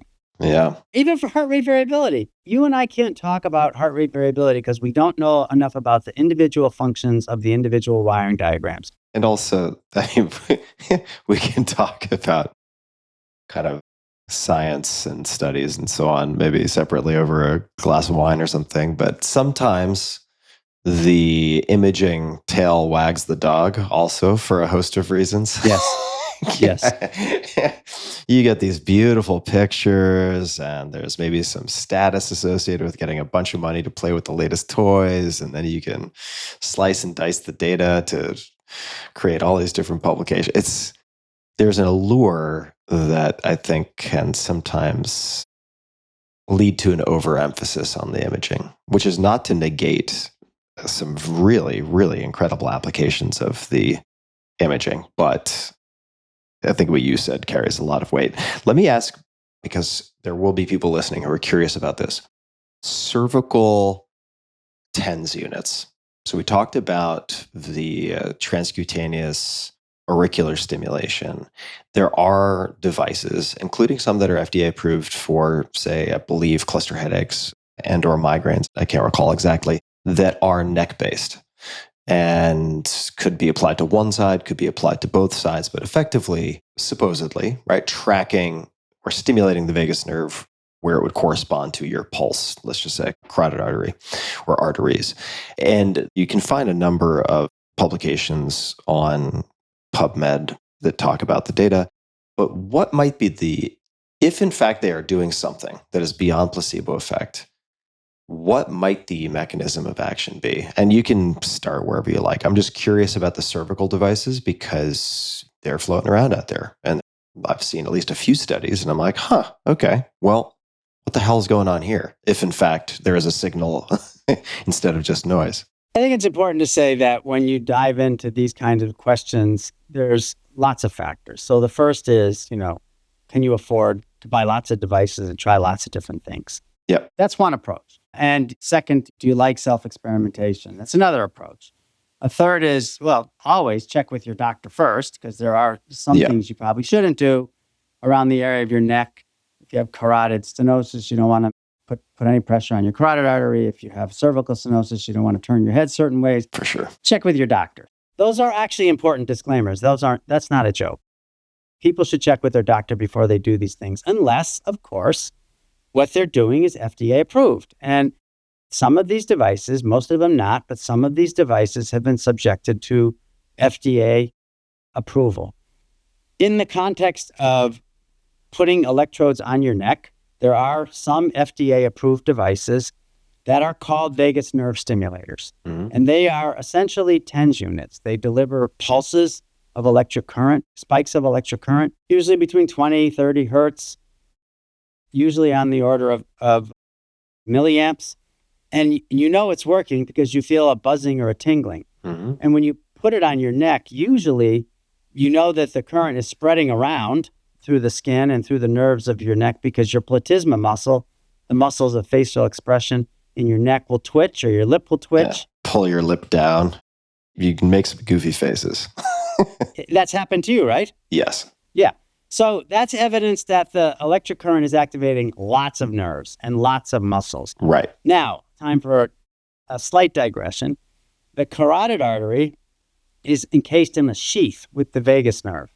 So to get to the vagus nerve, you have to go through the skin, through the platysma muscle, through the layer of subcutaneous fascia, through the sternocleidomastoid muscle, which is that big, thick strap muscle in your neck, thicker in some than others, but it's there, down to the carotid sheath, maybe through another layer of fascia, through the carotid sheath, and then somehow either around or through the carotid artery. Right. So it seems like the TENS unit is not going to hit the vagus nerve. Engineers I've spoken to at length about this say, and I said it very politely and clearly in the beginning of the show, the only way to directly stimulate the vagus nerve is to put an electrode on the vagus nerve. That's not this. You're putting the electrode on the skin. Mm-hmm. Or to use focused ultrasound, which would penetrate all those tissues and could be focused to the vagus nerve in the neck, but those devices are not available for us to use at home. Yeah. So your question was, could it work anyways? It's FDA approved to treat migraine. And the answer is, Well, my question was, what the hell might the mechanism be if it's not actually getting through all that stuff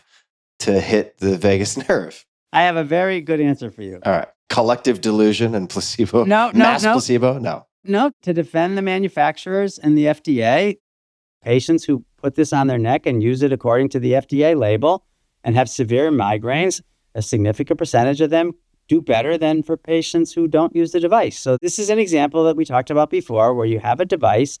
We don't necessarily know how it works, but it might work through some other mechanisms, but it seems to work in a statistical way in FDA-approved randomized clinical trials. Put that aside, right? How could it work? We're talking now science here.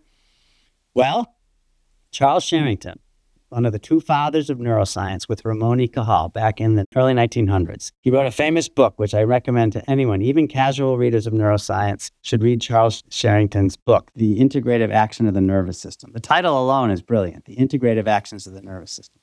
He taught us this. It's so simple, you'll never forget it. You have to understand a simple reflex because there's an input and then some sort of connection or process and an output. And that's what happens when the doctor taps your knee.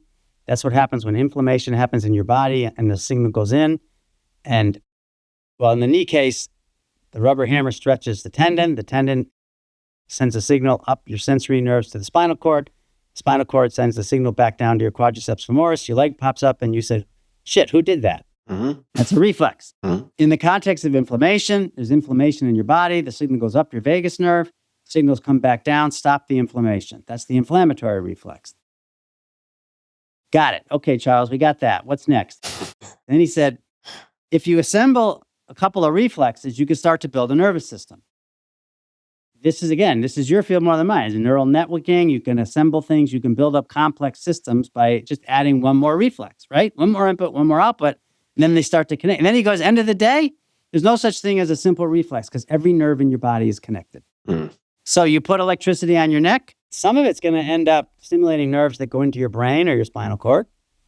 Once it gets in the brain or the spinal cord, there's the big router. The brain can decide how to send it out. In some patients, does it relax the muscles of the neck to interfere with the headache pathogenesis? Maybe. In some patients, does the brain send signals down the vagus nerve to stop inflammation contributing to migraine? Maybe. In some patients, does the brain send signals up to the resistance arteries that are controlling blood flow in and out of your brain that can give you a tension headache? Maybe. We don't know. Nobody knows. I mean, it's exciting to me that there are so many open questions. So just these, just enough of a teaser and a taste test of something to make it really tantalizing to investigate further. And my friend, He's using a cervical device, the one who tripled his HRV. So who the hell knows, right? And ultimately, he and I were talking because after our first chat, I was like, hey, man, I might have some good news, bad news. And I was like, seems like your device is working for you. And I was like, I don't want to burst the placebo effect, but also doesn't seem to be a vagus nerve stimulator. But we were joking, and I think one of us was probably me because I'm a goofy ass a lot of the time. But I said, I guess at the end of the day, ultimately, you don't really care if, you're somehow summoning Odin to come down with a magic unicorn and pierce you through your forehead with the spike like a narwhal to fix your low back pain or increase your HRV. You just want the output, right? So whatever is happening, it would be great to understand what's happening under the hood, but it's like, you might like driving your Tesla. You don't, like, how many people actually know how it works, or the microwave or the refrigerator? It's like, okay. Yes, but, or yes. But which is not to say that, you want the larger scale RCTs and mechanisms of action. So I'm not trying to dismiss the importance of all that or the power of placebo. Well, I don't know if it's placebo. You said it's the power. It could be the power of one. And Yeah, it could be right. if 100 patients were subjected to this and 75% of them have the effects your friend has. Now, that's really interesting. Why? Yeah. This is where some people like to reach too far when they're hawking their wares. Yes. Some of the websites selling these things are so bad. Yeah. I mean, so bad. You expect them to be selling boner pills and kratom and some sketchy, shitty cryptocurrency at the same time in the checkout process. They're so bad. Yeah. And, people say, oh, well, is it safe? Well, that's important. But then you raise people's hopes and then you take their money and you don't know what you're doing.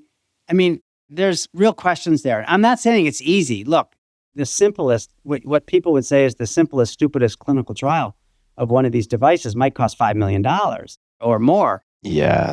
Science is expensive. Good science is expensive. Yes. All right. We've covered a lot of ground. I highly, highly, highly recommend people check out The Great Nerve if you want not just things we've talked about, but we could do like 3 rounds on the podcast. I didn't even get through a small portion of my notes. And also in your book, I want to point out, because this is important, you have an entire section dedicated to different types of tools with some really remarkable results, whether that's breath work, cold exposure, meditation. You know what? Maybe just as a fun way to bookend this, could you please tell the story? You've got some amazing stories in the book. Could you please tell the story of the Dalai Lama? That's a great story. People are like, what? The Dalai Lama? How the hell does he fit into this? Yeah. Okay. So please tell that, because it's just fun. I mean, it's so fun. It's also fascinating, but it's fun. Back in the day, I was in about 2007, give or take. I can't remember the year. It's in the book, maybe 2010. I got a call from the Dalai Lama's New York office. Would I like to go to a conference? Now, the call came from a gentleman named Bill Buchel, who is a scientist in his own right, who was working full-time in the Dalai Lama's organization. And he had been following my work because of these questions on the role of the vagus nerve in meditation. The Dalai Lama, of course, famously has participated in and supported some very sophisticated brain imaging studies and meditation studies. And the Dalai Lama is on the record of saying that he's convinced that the major tenets of his religion are true in a quantum mechanical way, as you alluded to before, from any perspective. His tenets are like the speed of light. They don't change. And he said, to the point that, in fact, if quote unquote Western science or New World science could disprove any of his tenets, then he would change the tenets. He has a deep interest in science. So he hosted a meeting here in Phoenicia, New York, on the top of a mountain where they own a compound, right outside of Woodstock, where the rock concert was. Mm-hmm. And so I drove up there. Not all the funny stories made the book, Tim, but one I have to tell is when I'm checking in, I got there late, so it was dark, and I'm in the middle of the woods. And I like the woods. I like to camp. I like to be outside. I've driven by this place. It is in the middle. I mean, middle of the woods. Yeah. They own the whole mountain, right? So, yeah. So it's dark. It's nighttime. And they give me keys to a cabin in the middle of the woods. And as I'm going out the door, the woman says, "Don't mind the bears." And I'm like, fine. I'm going to walk in the dark woods through the bears to my cabin. I'll make a joke. And I said, well, I know they were here first, right? Ha, ha, ha. And she looks at me with like steely eyes. It's like, okay, welcome to Woodstock. I'm like, this isn't like the concert. Good evening, sir. Exactly. The next day was 2 days of scientific talks, a whole series of times. I gave one. I remember Liz Blackwell was there. And when she was there was the time, it was during the meeting, it was announced that she'd won the Lasker Prize. I think a year or two later, she won the Nobel Prize. So Liz and I were there and a bunch of other scientists. And the last day, the organizers came up to us and asked Liz and I if we would summarize the meeting for His Holiness the Dalai Lama on stage in front of all the attendees. So we said, sure. So Liz gave a talk, and then I gave a talk. I'll never forget, I was on stage with the Dalai Lama, with Bob Thurman, who was sitting to his side, and that's Uma Thurman's dad, and he's a professor of Tibetan studies and other studies at Columbia at the time, Columbia University. And a translator sat between us, and I explained the vagus nerve, and I said, the vagus nerve, and he asked the question you did, where is this vagus nerve? And I said, well, it travels down your neck, across your chest, into your abdomen. He goes, oh. And then he said, through Bob, he said, is it in the front or the back? I said, well, it's in the front. And then he said, is there one or two? Mm-hmm. And I said, well, there's two. And then he smiled at me, and that was that. Mm-hmm. And then afterwards, he left, and a few monks came up to me in their long, flowing orange robes, as Bill Murray would say, striking, And they said to me, His Holiness asked you those questions. Do you know why he asked you those questions? I said, no, I haven't a clue.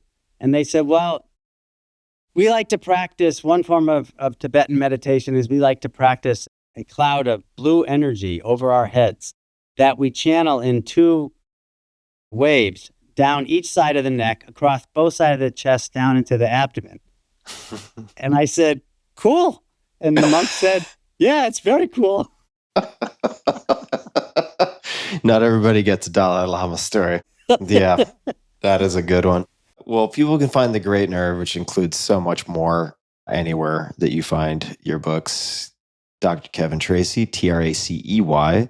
And is there anything else you'd like to say as we wind to a close? Anything you'd like to add, point people to, requests, reminders, public complaints, anything you'd like to say before we land the plane? One thing, these things in the book and that a lot of people talk about for self-help, they're good. I do them. I don't know, meditation's good. Exercise is good. Watching your weight is good. Getting enough sleep is good. All of these things, I think, are good to reduce the inflammation in your body. And they are good to probably to give your vagus nerve some exercise and improve your heart rate variability. It's all good. I just don't like to say that it's the cure for some of these serious medical conditions. And the fact that we now have a path to connect literally decades of science to now 12 years of clinical trials on this science that gives hope to some patients with serious inflammatory conditions that stimulating their vagus nerve with this immunoregulator is what we really call it. It's an exciting time. And I really appreciate you having me on the show. And there's more questions we could talk about next time, maybe. Yeah, maybe round 2, cognitive enhancement with vagus nerve stimulation. I mean, I could keep going for many, many hours, but I'll call it here for now. And everybody listening, we will provide links in the show notes to many different studies, to Ulf Andersson's protocol for the 5 minutes twice a day, of course, to SetPoint, the New York Times piece as well, and to the book, The Great Nerve. And you'll be able to find all of that at tim.blog/podcast for the show notes. Just search. My friend Kevin Rose will pop up a lot if you search Kevin. So search Tracey, Tracey, or vagus nerve, and this will pop right up. And until next time, folks, be just a bit kinder than is necessary, not just to others, but also to yourself. And as always, thanks for tuning in.